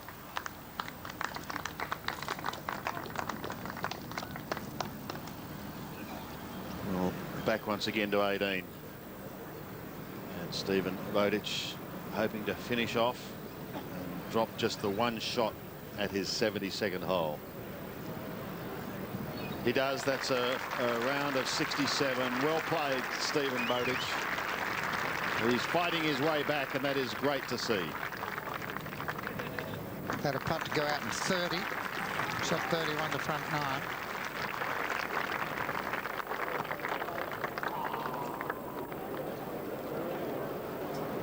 Playing alongside Cameron Percy, who shot an even par round of 72 today to finish 2 over for the championship, which is currently 17th. Well done to him. Big putt here for Jeff Ogilvy to regain a share of the lead. These two have just fed off each other all day long, haven't they? Yeah, Ogilvy 3 putting 13, I think. Let Appleby, his playing partner, get one in front of him. Well, he could be described as the forgotten man, Nathan Green, because we haven't seen him for a while. He's been pretty quiet. He's still sitting on 4 under, now playing his second shot to 14. He needs something. He needs something. Finally, he gets something. He's just been sniffing all day. Not much has gone right for him, but now's the time to start making a move, and he is. Appleby for a great saving par. Pulled 3 iron shots now to the left and got out of jail every time. John Senden at 16, the par 5, just a layup for him. That left trap that you can see in the distance is what he's looking at. Stay short of that. Perfect. Leaves him about 90, 95 metres from there. I reckon you need to be more left than that, Brett, where that pin is on 16. It's only 6 from the right and coming over a big ridge. I think you'd rather be up the left. As a saving putt there for Brett Radford. Keeps him at 1 under today, 5 under for the tournament, couple from the lead. We'll join Gavin Coles. Another one who won't go away is Aaron Badley. He's just picked up a couple of birdies and has got it to 4 under. 189, Sandy. Oh, he's held this up. It's hanging out to the right. It might catch a piece of the right of the front of this green, but where this pin is today, that's going to leave him a filthy long putt.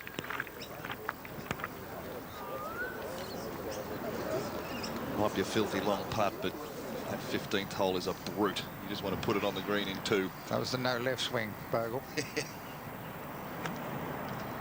John Senden. Yeah, that's the shot I was talking about earlier. He's got to take it over the bunker. There's a ridge there, and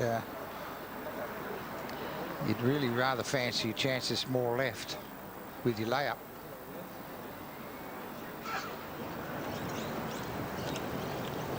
Now to Adam Scott, second at 15. 139 for Adam Scott. Back into this breeze. He's got 8 iron. I'm not sure. This might be a little too much club.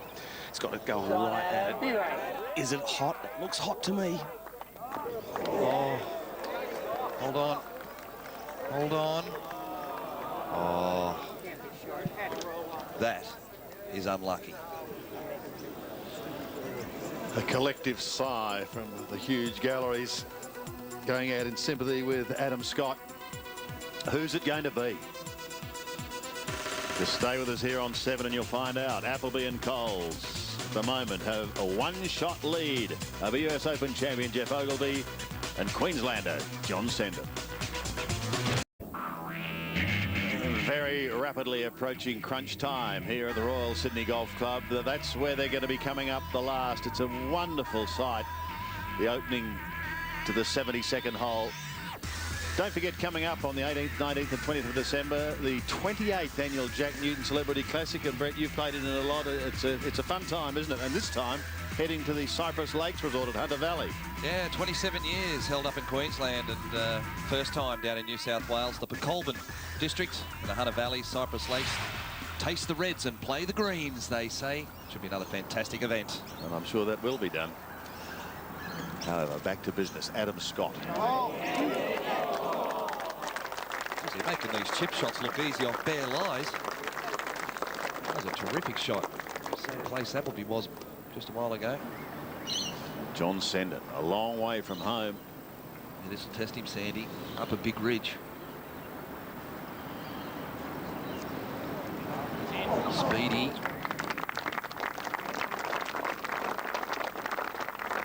Pretty sloppy third shot in there, though.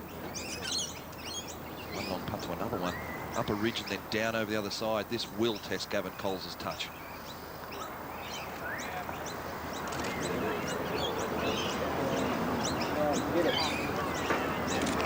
Well, he's left himself some work to do there if he's to retain a share of the lead. Jack Newton, yellow zone. Definitely yellow zone. Richard Green now, birdie putt at 16. Pretty big cash at the end of the day here, so they all count.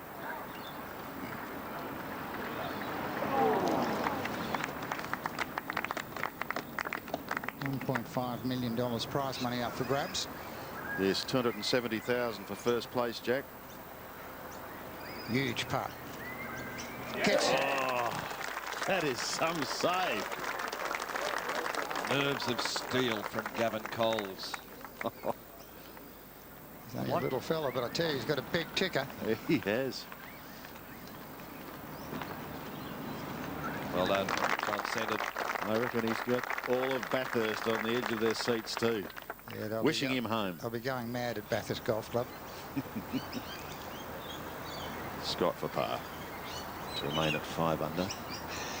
Nice. 2 adrift. 2 adrift. The other man from Bathurst that had a chance starting out today was Peter O'Malley, who has just gone bogey, bogey, bogey on 13, 14, and sorry, 14, 15, and 16 to be even par for the tournament. And they will be costly. Ogilvy at 16.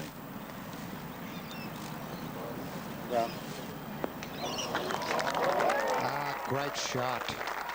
He's just about the first player I've seen get his golf ball on the same tier as that flag is cut. Lovely soft high shot he played in there. Nathan Green out of the long stuff on the right hand rough. This will be flying. He's got to judge this.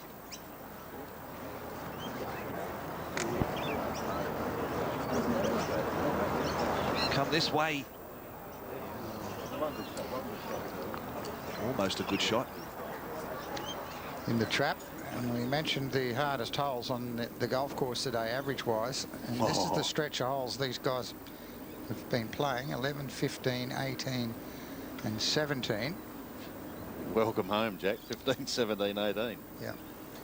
Well, 17 is down breeze, and most of them are 7 or 6 irons. But the thing is, it's just a bear of a green. Even 16, the par 5, playing over its par of 5.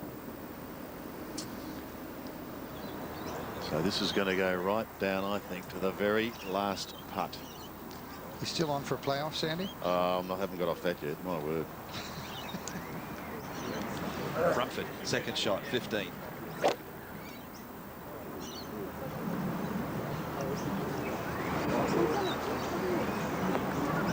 And if it is, and you've just joined us, a playoff, it will be decided on only one hole, and that is the 18th. This is where you wanted to see a player come from on 16, Jack? Well, you know, the bunker's out of play here.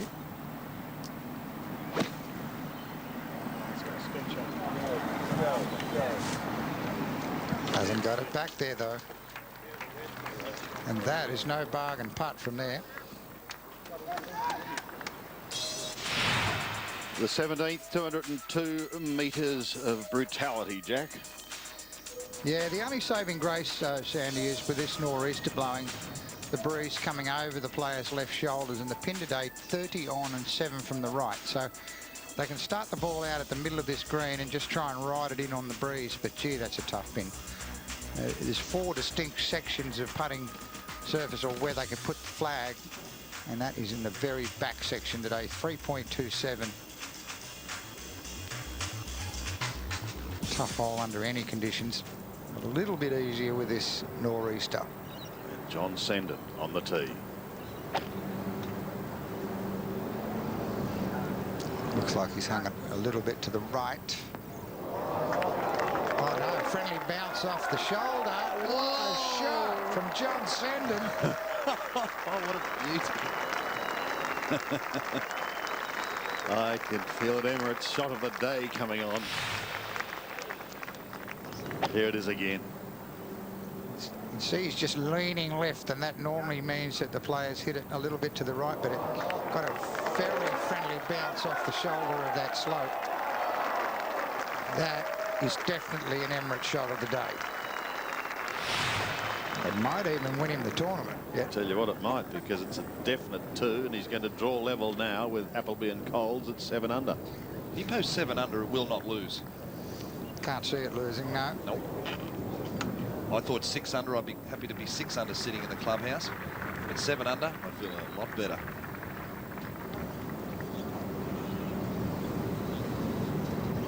Richard Green.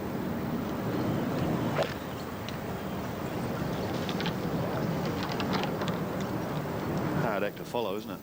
Oh, he was about a metre and a bit short of John Senden's ball and got the kick off the knoll the other direction.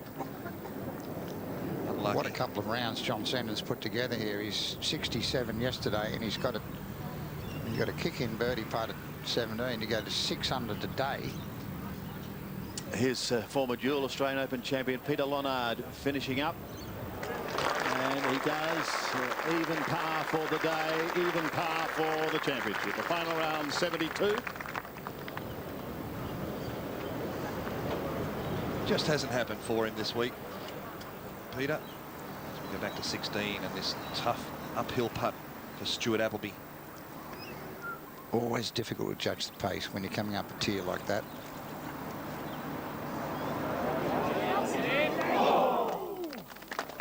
Good putt.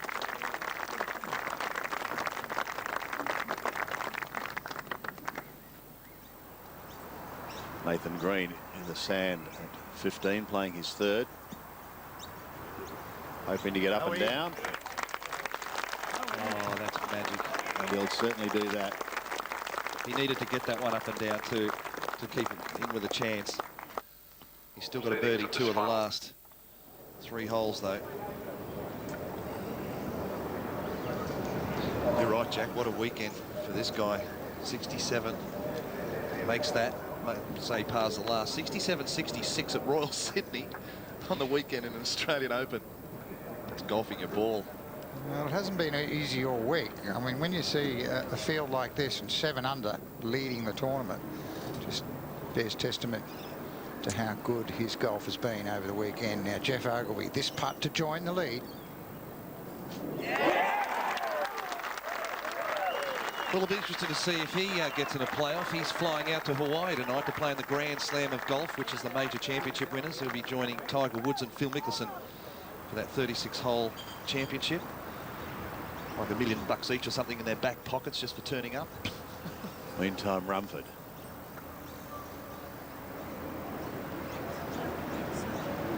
Happy to get up and down from there. So it's Appleby, Ogilvy and Coles now at the top of the leaderboard at 7 under. Richard Green. Looked flat on your screen, but look how steep that lip is. Good shot. He's still away, though. Worst 2 words in golf, isn't it? Still yours. Still yours.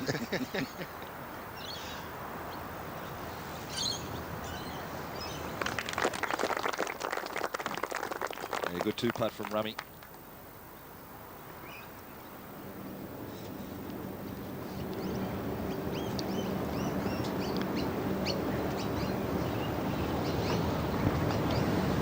Richard Green, 1 under for the round.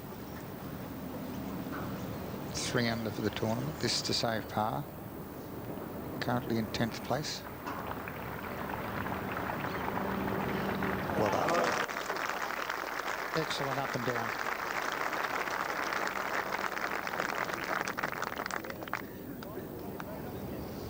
He had it going early, Richard Green. Birdied the first 3 holes, but since then, 4 drop shots and 1 other birdie. This to make it 4 at the top of the leaderboard.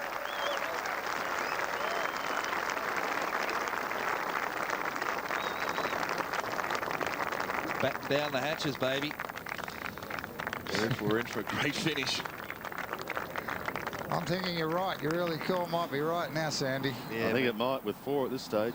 Me too, Sandy. Hate to say it. Which will be a great way to finish. Just a lay up here, Sandy. Just the 5 irons, trying to get in position.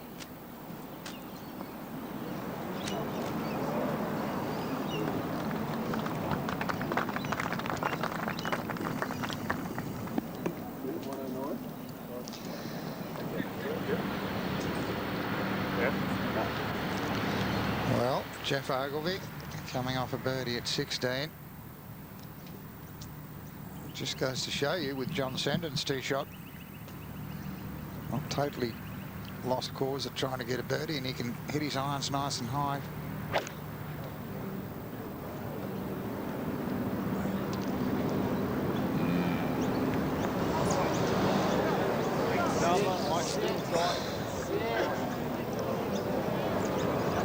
Bit too much.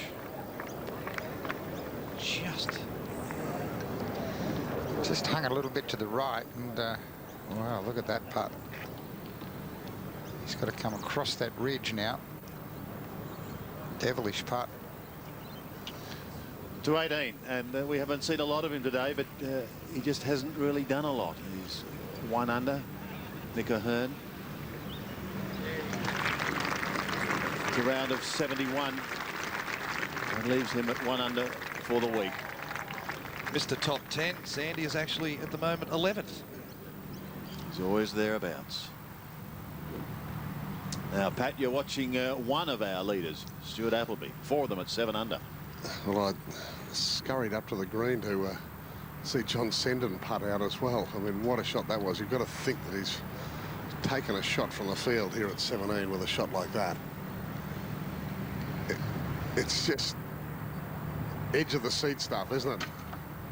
Are they talking much, these two, Paddy? No, good shot exchanged every now and again. They're very, very focused, and so too is John Senden. He's got that steely glare about him.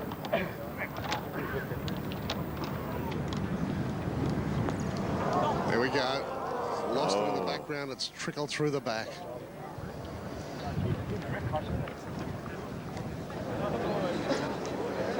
We'll have to see whether he can get a proper backswing at that. That lip of the bunker might impede it. He might have to pick the club up more sharply than normal. Wayne Riley, you're with Gavin Coles. 1-2-1 for Gavin Coles. He says, hi, this is a good looking shot. Safe shot, middle of the green, didn't fly on him, so we'll be happy with that. Just needs someone to make a birdie here to jump out of the pack. Well, the way he's putting, not out of the realms for him to make that move to 8 under. Well, we've seen birdies galore, haven't we, today? Lots of red figures. Is one of the top 4 going to break out in the last couple of holes? Perhaps it's Gavin Coles who's got a little more time out on the course with a slender advantage. Who knows? We'll take a break and come back to see them all finish. What a day we've had, and we've still got an hour to go. And really, this is a toss of the coin. It's anybody's Australian Open at the moment with 4 players at 7 under. Adam Scott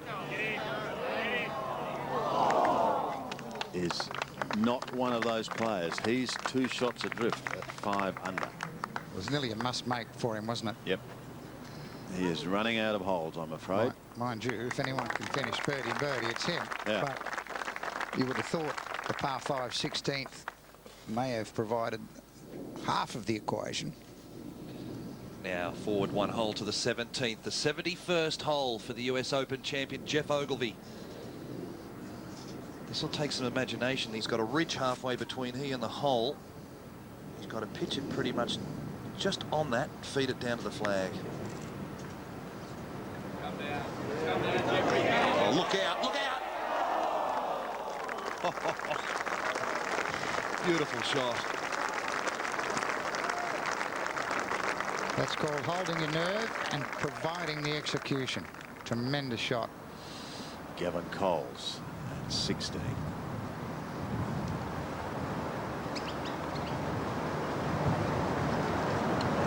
Left straight away. He knew that that was not going in, so he'll tap in to remain at 7 under and retain a share of the lead. It's a jabby old wishy-washy kind of stroke that was. I was just thinking it was probably just about the worst putt he's hit all day. Everything else he's given a chance. Look at this chip. Look at this. He likes it. He's riding it all the way, all the way. Yes, I'll take that. He thought he'd made it, I think. Big shot for Stuart Appleby as well. What can he do?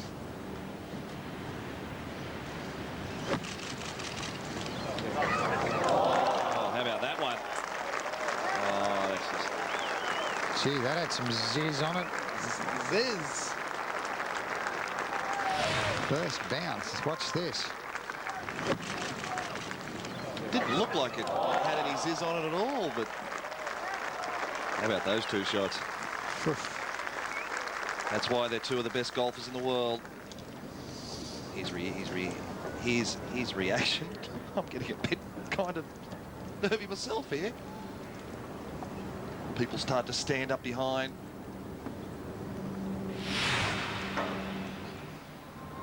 Brett Rumford. Time and holes running out for him as well.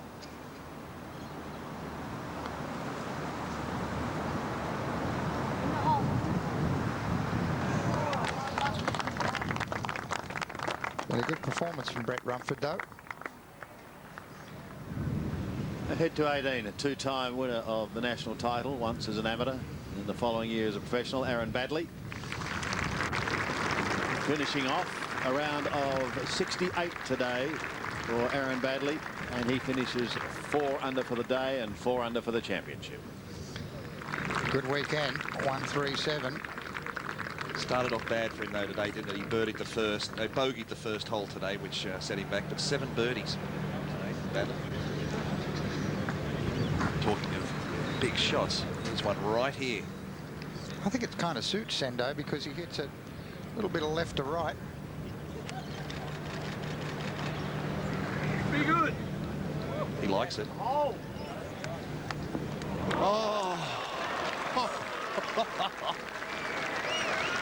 Well, hello. Could that be the shot? Could it be? I think it is. A 2 at 17, and now this. Perfect shot for him because with the right to left breeze, he can just hold it up against the breeze and aim it straight at the flag. You can see in his eyes, he liked it. So you won't see a better shot than that, given the circumstances. 4-way tie for the lead, and he comes up with that on top of the one he hit at 17. Over to you, Richard Green.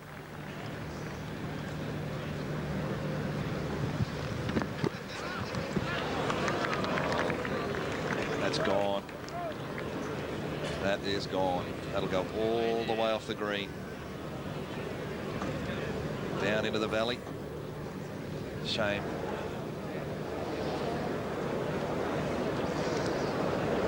Such a difficult shot to get back at that flag with the right to left wind, and the pin on the right, just 7 from the right hand side, 28 on. Fantastic shot from John Senden. Jeff Ogilvy for par at his penultimate hole.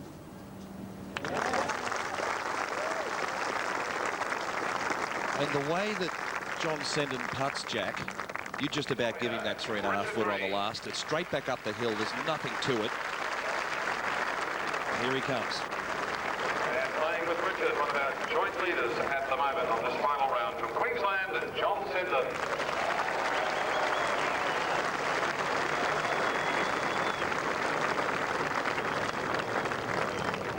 How good a feeling is that? He's just looked over to the left and had a quick squiz at the leaderboard too, so.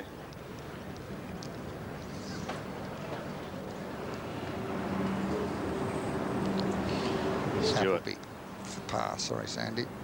After that great trap shot, I think we'll give it to him. I really feel that Appleby and Ogilvy and Coles got to birdie 18, especially Ogilvy and Appleby. They've got to make 3 down the last because I think this man will make 3 and set 8 under as the total. And here is Ogilvy at the last. I'm up the fairway. They like it. And that's why. A long way down and right past that corner.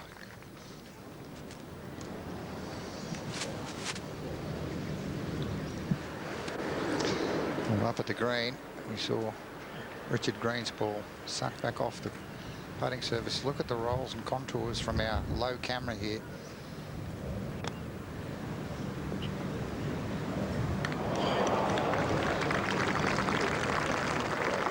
Back into the breeze, it checked up on him too much.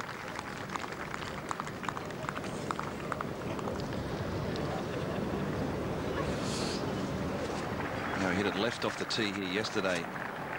He's in strife. See if he can hit a good one today.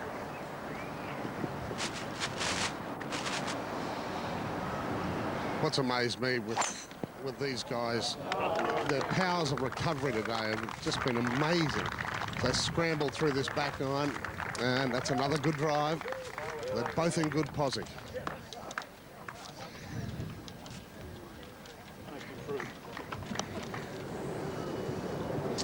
Kevin Coles.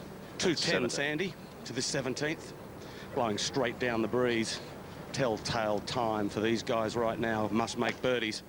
And this is a fine flush, but it's heading straight towards the middle of the green. I don't care what anyone says. You landed on this green, it's going to finish back trap.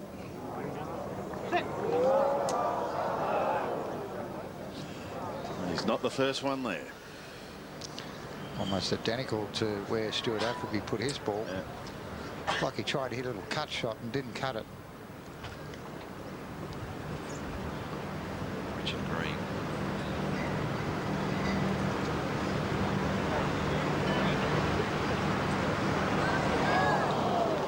So that'll be an even par round of 72 for the Victorian.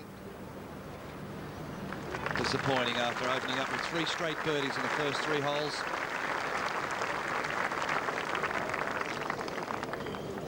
Now, this is big time, this putt. Look, he won in America this year. He's a great ball striker. He's number 3 in stats in the States. But if there's been a weakness, it's this club here, the putter. This could be the end of the section for all the other guys if he can get 3 here and get to 8 under. He's done it. John Senden has now set the bar. How's that weekend? 67, 65, 132, 12 under par in the weekend. Fantastic on this course.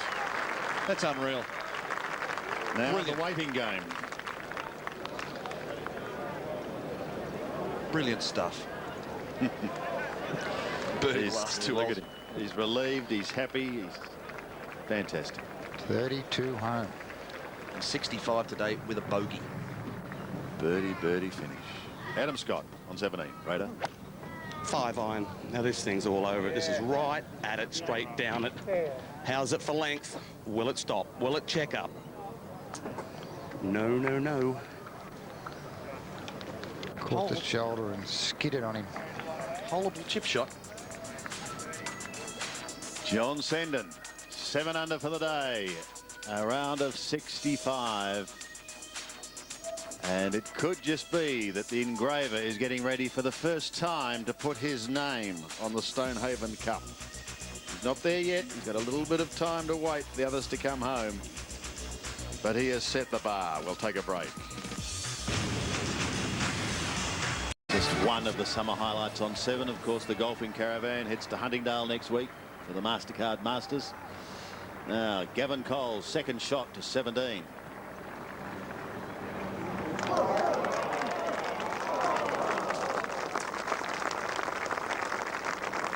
Terrific shot. Quite as good as Stuart Appleby's, but a great shot, just the same. Stuart Appleby. Perfect position. Left side of the fairway to attack this back right pin. And I doubt whether he knows that he probably needs a birdie to tie John Senden. If there's a guy that'll stiff a shot, it'll be him.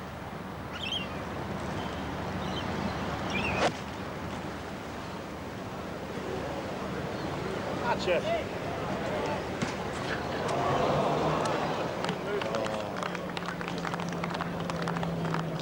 Gee, that would have looked super to him in the air. Straight over the flagstick, just a couple of meters too far. Sort of looking up there as if the wind sort of dropped on him a little bit. Back to 17. The second shot of Adam Scott. Now trails leader John Senden by 3.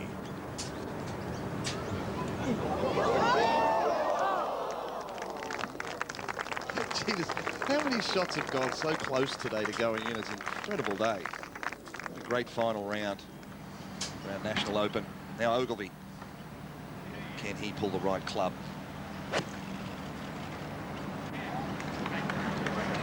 He's staring it down. He likes it, I think. Look out. Chance. Chance. He's given himself a chance, hasn't he? That's the key. Back to 17. Coles for par. Must make it, Sandy, to keep himself in the hunt.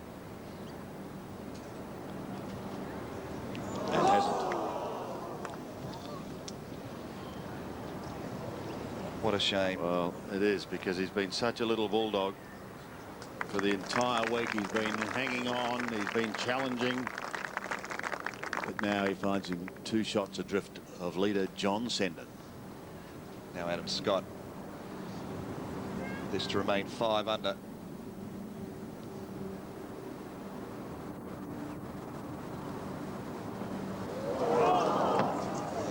He misses 2 drop shots from both players, and Adam Scott will have to wait another year to try and win the Australian Open crown. Only 25 years of age, Jack. He's got plenty of time, hasn't he? He sure has. He's a work in progress.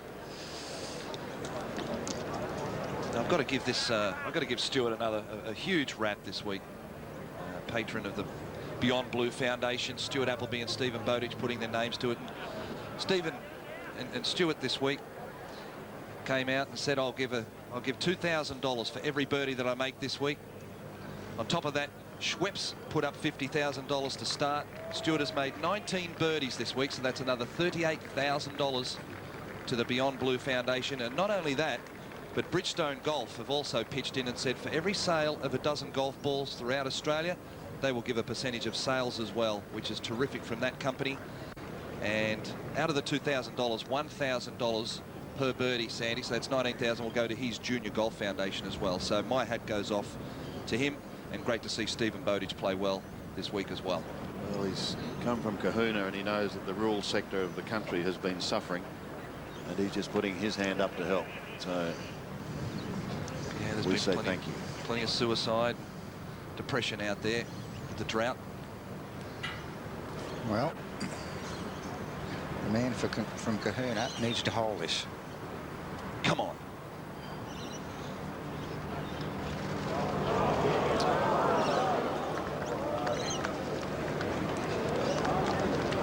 Off in his hand. Look, the sand iron bounced on him. Adam Scott, radar.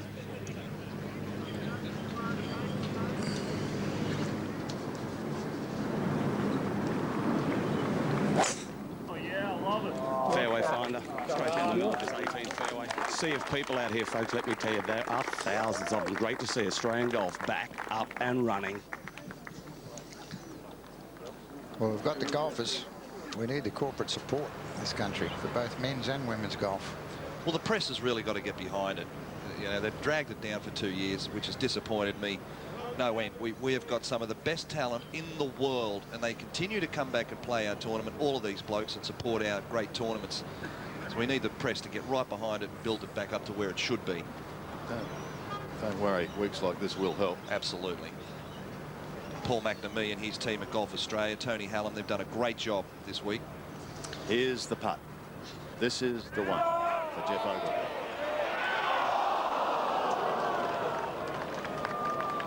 Crowd and a collective sigh, and I think there might have been a quiet one from John Senden as well. Sendo? Pick him up. I think you can put that back in the bag. The only man that can do something is if Gavin Coles holds his second on the last, which tall order, to say the least. A worthy champion after a great year. His first victory on the US Tour this year, Sendo.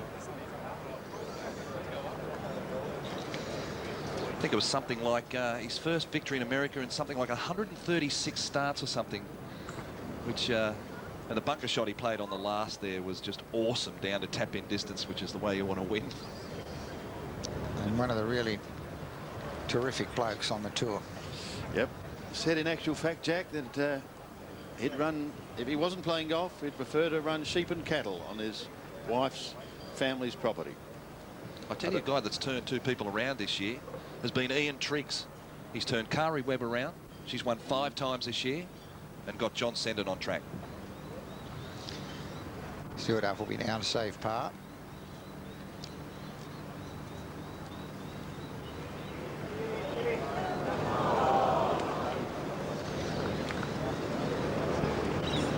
Well, even though he didn't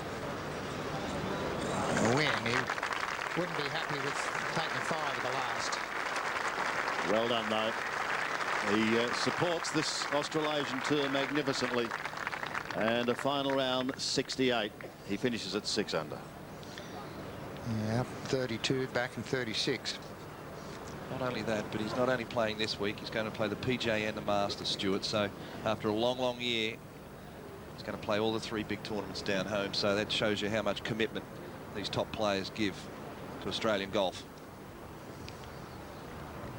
Jeff Ogilvy, par putt, to probably run second.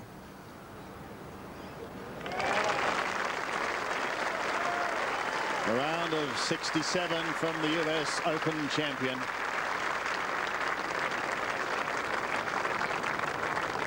We'll catch you. 72, 72, 70, 67. That's fine. Golf around here. He'll be on his way to the airport soon to fly off to Hawaii for the Grand Slam of golf.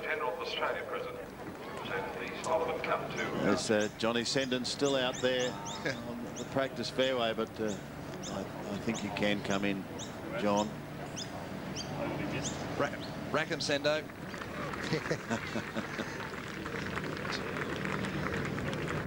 There's the tee shots on our graphic. Wayne Riley's with the group. 142, Jack. Wind out of the right-hand side, heading towards this big clubhouse in the background. And this is great for line. How's it for length? Fairly good, I would say.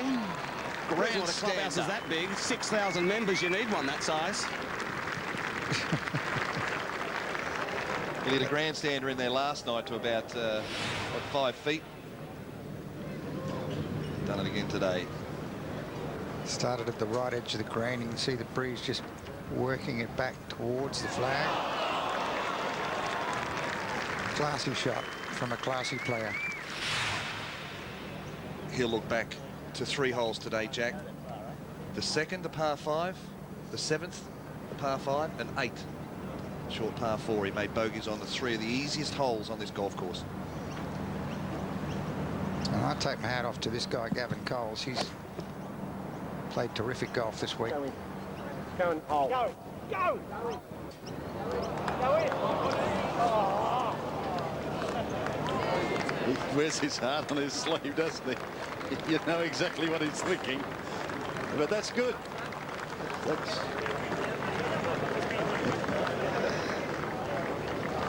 Back to 17 and Brett Rumford for par. Come on, Rummy.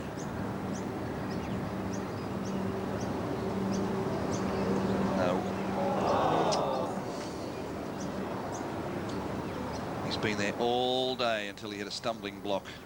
Made a double on one of the sleeper holes on the back 9 here at Royal Sydney, the 12th.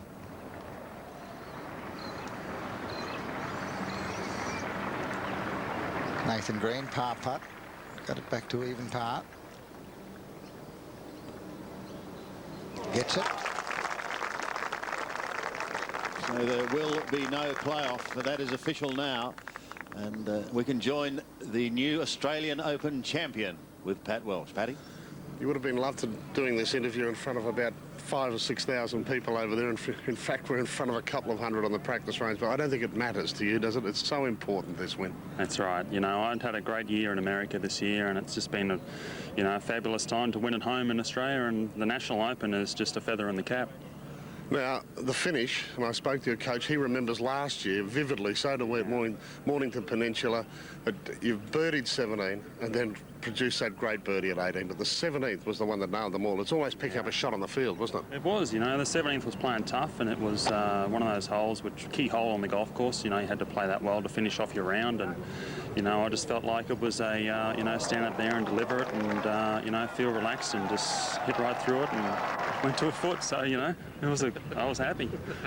Now, I said to you as you were walking up 18, you said you just hit 5. I said, I don't want to have to hit that again, but you hit 6 iron into 18, didn't you? That's right, 6 on into 18. I just sort of felt, you know, basically aiming centre of the green, and got up in the breeze a bit, and I thought, oh, you know, hang on, and then when it landed, I thought, oh, that's got to be nice. So I was happy that it was, you know, 4 or 5 feet, but then shaken a little bit on the last putt, but it went in. I was happy. Hey, we're going to talk to you again a little later on, but congratulations. There's a big crowd over there waiting to salute the new Australian Open champion. Thanks, mate. I'm really happy. Thank you. Well done, Sendo. Thanks, mate. Yes, well done indeed, John Senden. There he is at the top of that leaderboard at 8 under par. He can't be caught now. We'll take a break and come back for the concluding stages of our coverage. Here we are back at 18 at the Royal Sydney Golf Club with Gavin Cole's long birdie attempt. To no avail. It's a shake of the head for the man from Bathurst.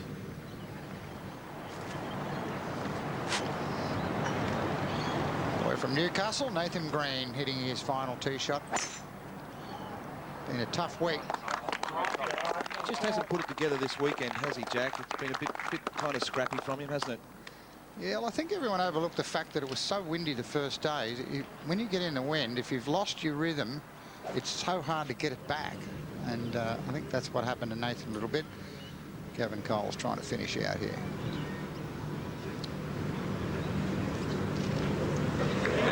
Well done. A round of 70. And a good week for Gavin Coles. He's got a big year to look forward to. That was a cash saver too, that one, I can tell you. Yep. He'll be heading off back to the US Tour next year, and we wish him well.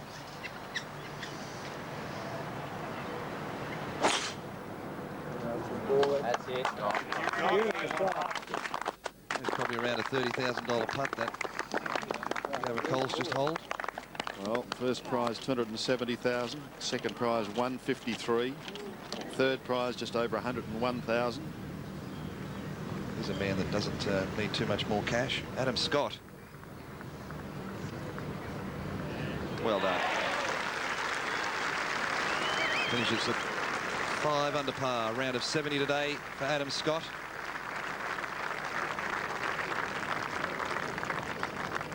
Nathan Green, who's back down the fairway, also at 5 under, even for the round. Currently tied for 5th. He's had a solid back 9 though, Jack, hasn't he? Birdied 13 and 14. 2 good birdies there. Rest pars.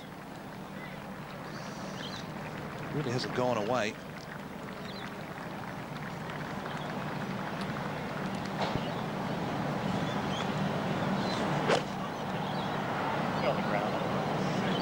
That 6 on 12 really cost this fella, Brett Rumford.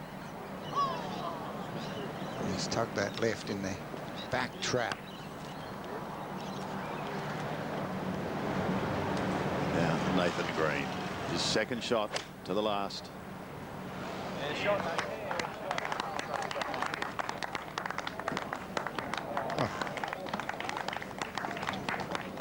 Just catching that tear in front of the stick, back down it. Coming from the rough, he wasn't quite sure whether he'd get a flyer or not. We were just talking about the top 3 in prize money. That I mentioned those. 4th, $72,000, 5th, $60,000. So all these putts now very late in the day can be very expensive. Brett Rumford's ball there. Plenty of green to work with. Just got to pop it out onto the green and let it feed on down. Oh, what a beauty. Great shot.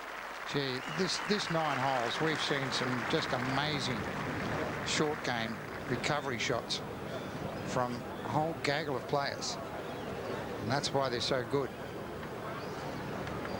They get into trouble, they know how to get out of it. That's how you keep your score together. It wouldn't be good to see Nathan Green hold this putt.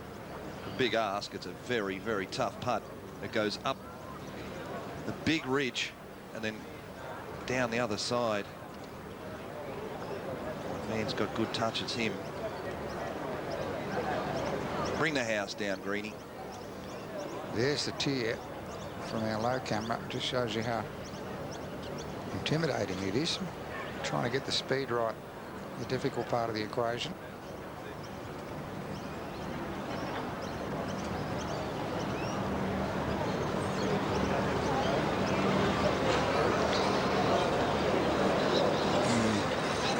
Gavin Coles.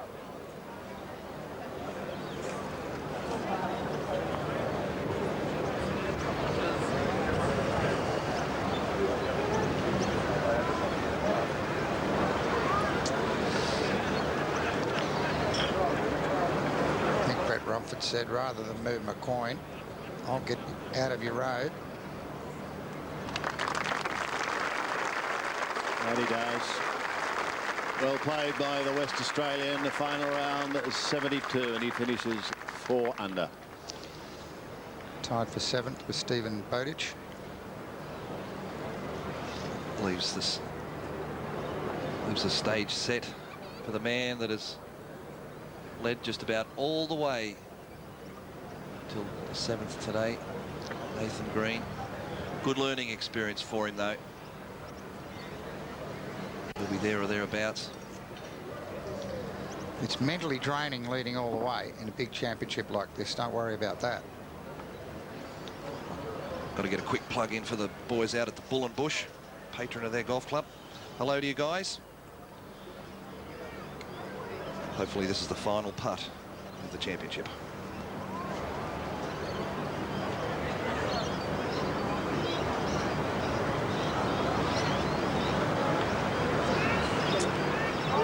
Well done. He finishes in a tie for 5th.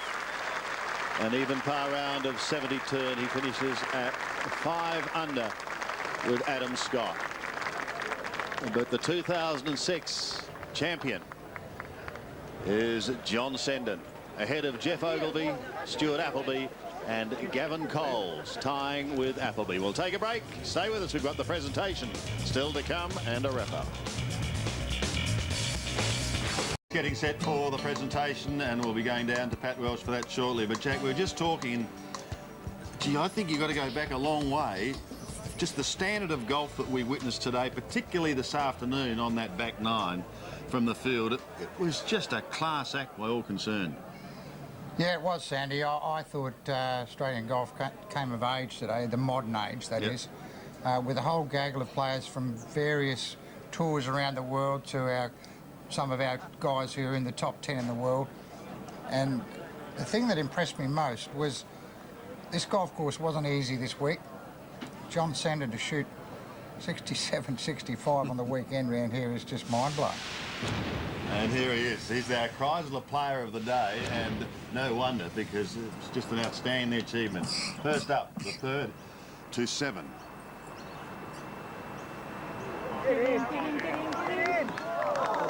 And he just virtually snuck up on the rest of the field, now playing his 2nd to 12.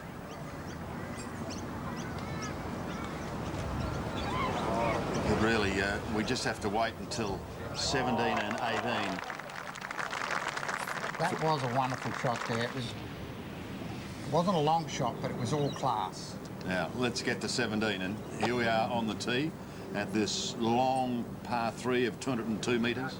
He looked anxiously at it. He thought it might have been a bit right. It just pitched into that upslope. Everyone else that pitched on that top tier went over the back of the green and got a nice little gentle bounce to the left. But this was a really good shot, this one. Pretty good. Pin cut way over on the right-hand side, breeze from the right. And you just couldn't hit a better shot than that. And finally, the putt that has made it all worthwhile. As his name is inscribed on the Stonehaven Cup.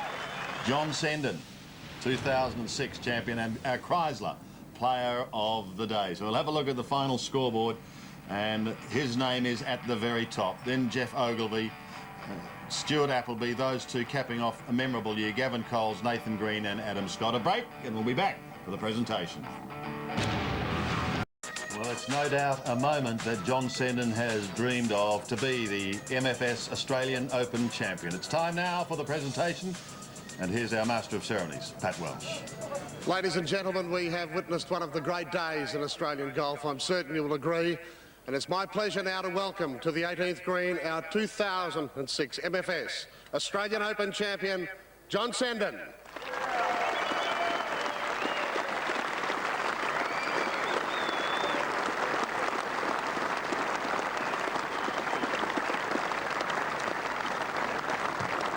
A special welcome this afternoon, ladies and gentlemen, to His Excellency Major General Michael Jeffrey, Governor-General of the Commonwealth of Australia, Richard Hattersley, President of the Royal Sydney Golf Club, Phil Adams, Managing Director of MFS, our sponsors, Jerry Ellis, Chairman, Golf Australia, the great Bruce Crampton, guest of honour here at the Royal Sydney Golf Club, celebrating 50 years since he won the championship at the Royal Sydney Golf Club. Trevor Hurden, Tournament Director, Paul McNamee, Executive Chairman of Australian Opens, and Dennis Lenigan, Captain of the Royal Sydney Golf Club. To our presentation party, welcome all of you. Thank you very much for hosting us throughout the week. It has been fantastic. The Governor-General, I would now like to call on His Excellency to present the trophies this afternoon, starting with our leading amateur, and that award goes to Andrew Dock, ladies and gentlemen.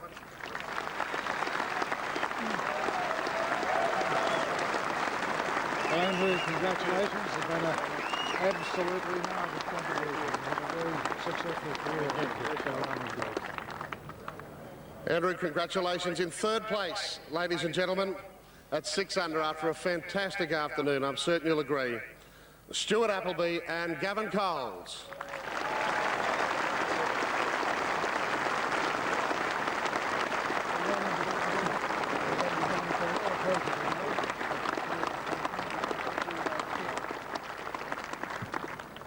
What a fight they all put up this afternoon. In second place, our US Open champion at 7 under, Jeff Ogilvy.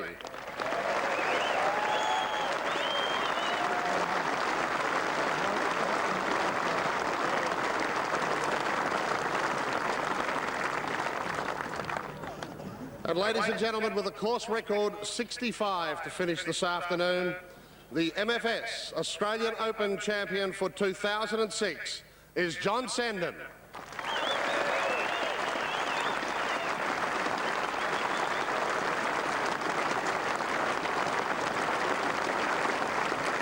John, tremendous. Well, you should be. You're -1 at the start and -7 at -8 at the end. That really is a magnificent achievement. Thank you. And all of Australia is very proud of you. Thank you, sir. So, may there be many more. Thank you very Congratulations. And you get one of these as well. A bonus of a Tag Heuer watch. Thank you. John, stay with us. What a finish. We saw the birdie. 10,000 here witnessed the finish, but a 65 as well on the last day of your National Open in the highest of pressure. Yeah, and I was really proud of the way I finished it off today. You know, it was one of those days where I knew I had to shoot a good score because there was so many good players at the top of the leaderboard, and you know, with Jeff and Stewie and all the guys here, and the top 10 on the leaderboard just looked fantastic at the start of the day, and you know, I just felt good. You know, I warmed up well, and I just had to, you know, play my best golf to win the tournament. Well, I know you came so close last year. There'll be a lot of people you would like to thank. The stage is yours. Thank you very much. Ladies and gentlemen, you know, it's just a dream come true today.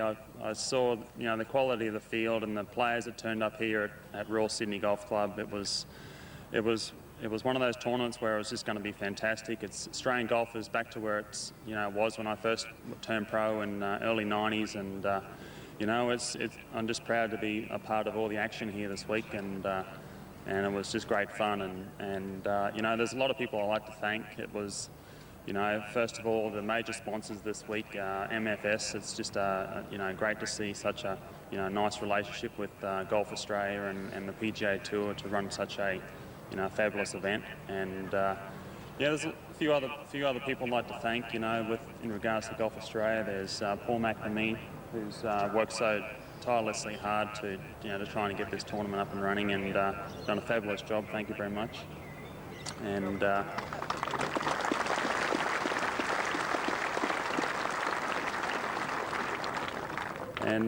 you know, to Royal Sydney Golf Club, it was you know, all your hard work to prepare the golf course to make it in the best shape possible, and you know, all the people behind the scenes. One of my best friends. You know, we grew up playing golf together, and his name's the general manager, Paul Hinton. All his hard work. I mean, we grew up. I went to school with him from grade 1, and you know, it's just been you know, fabulous to see him back down here doing so well with a great club, mate. So. thanks for all your hard work.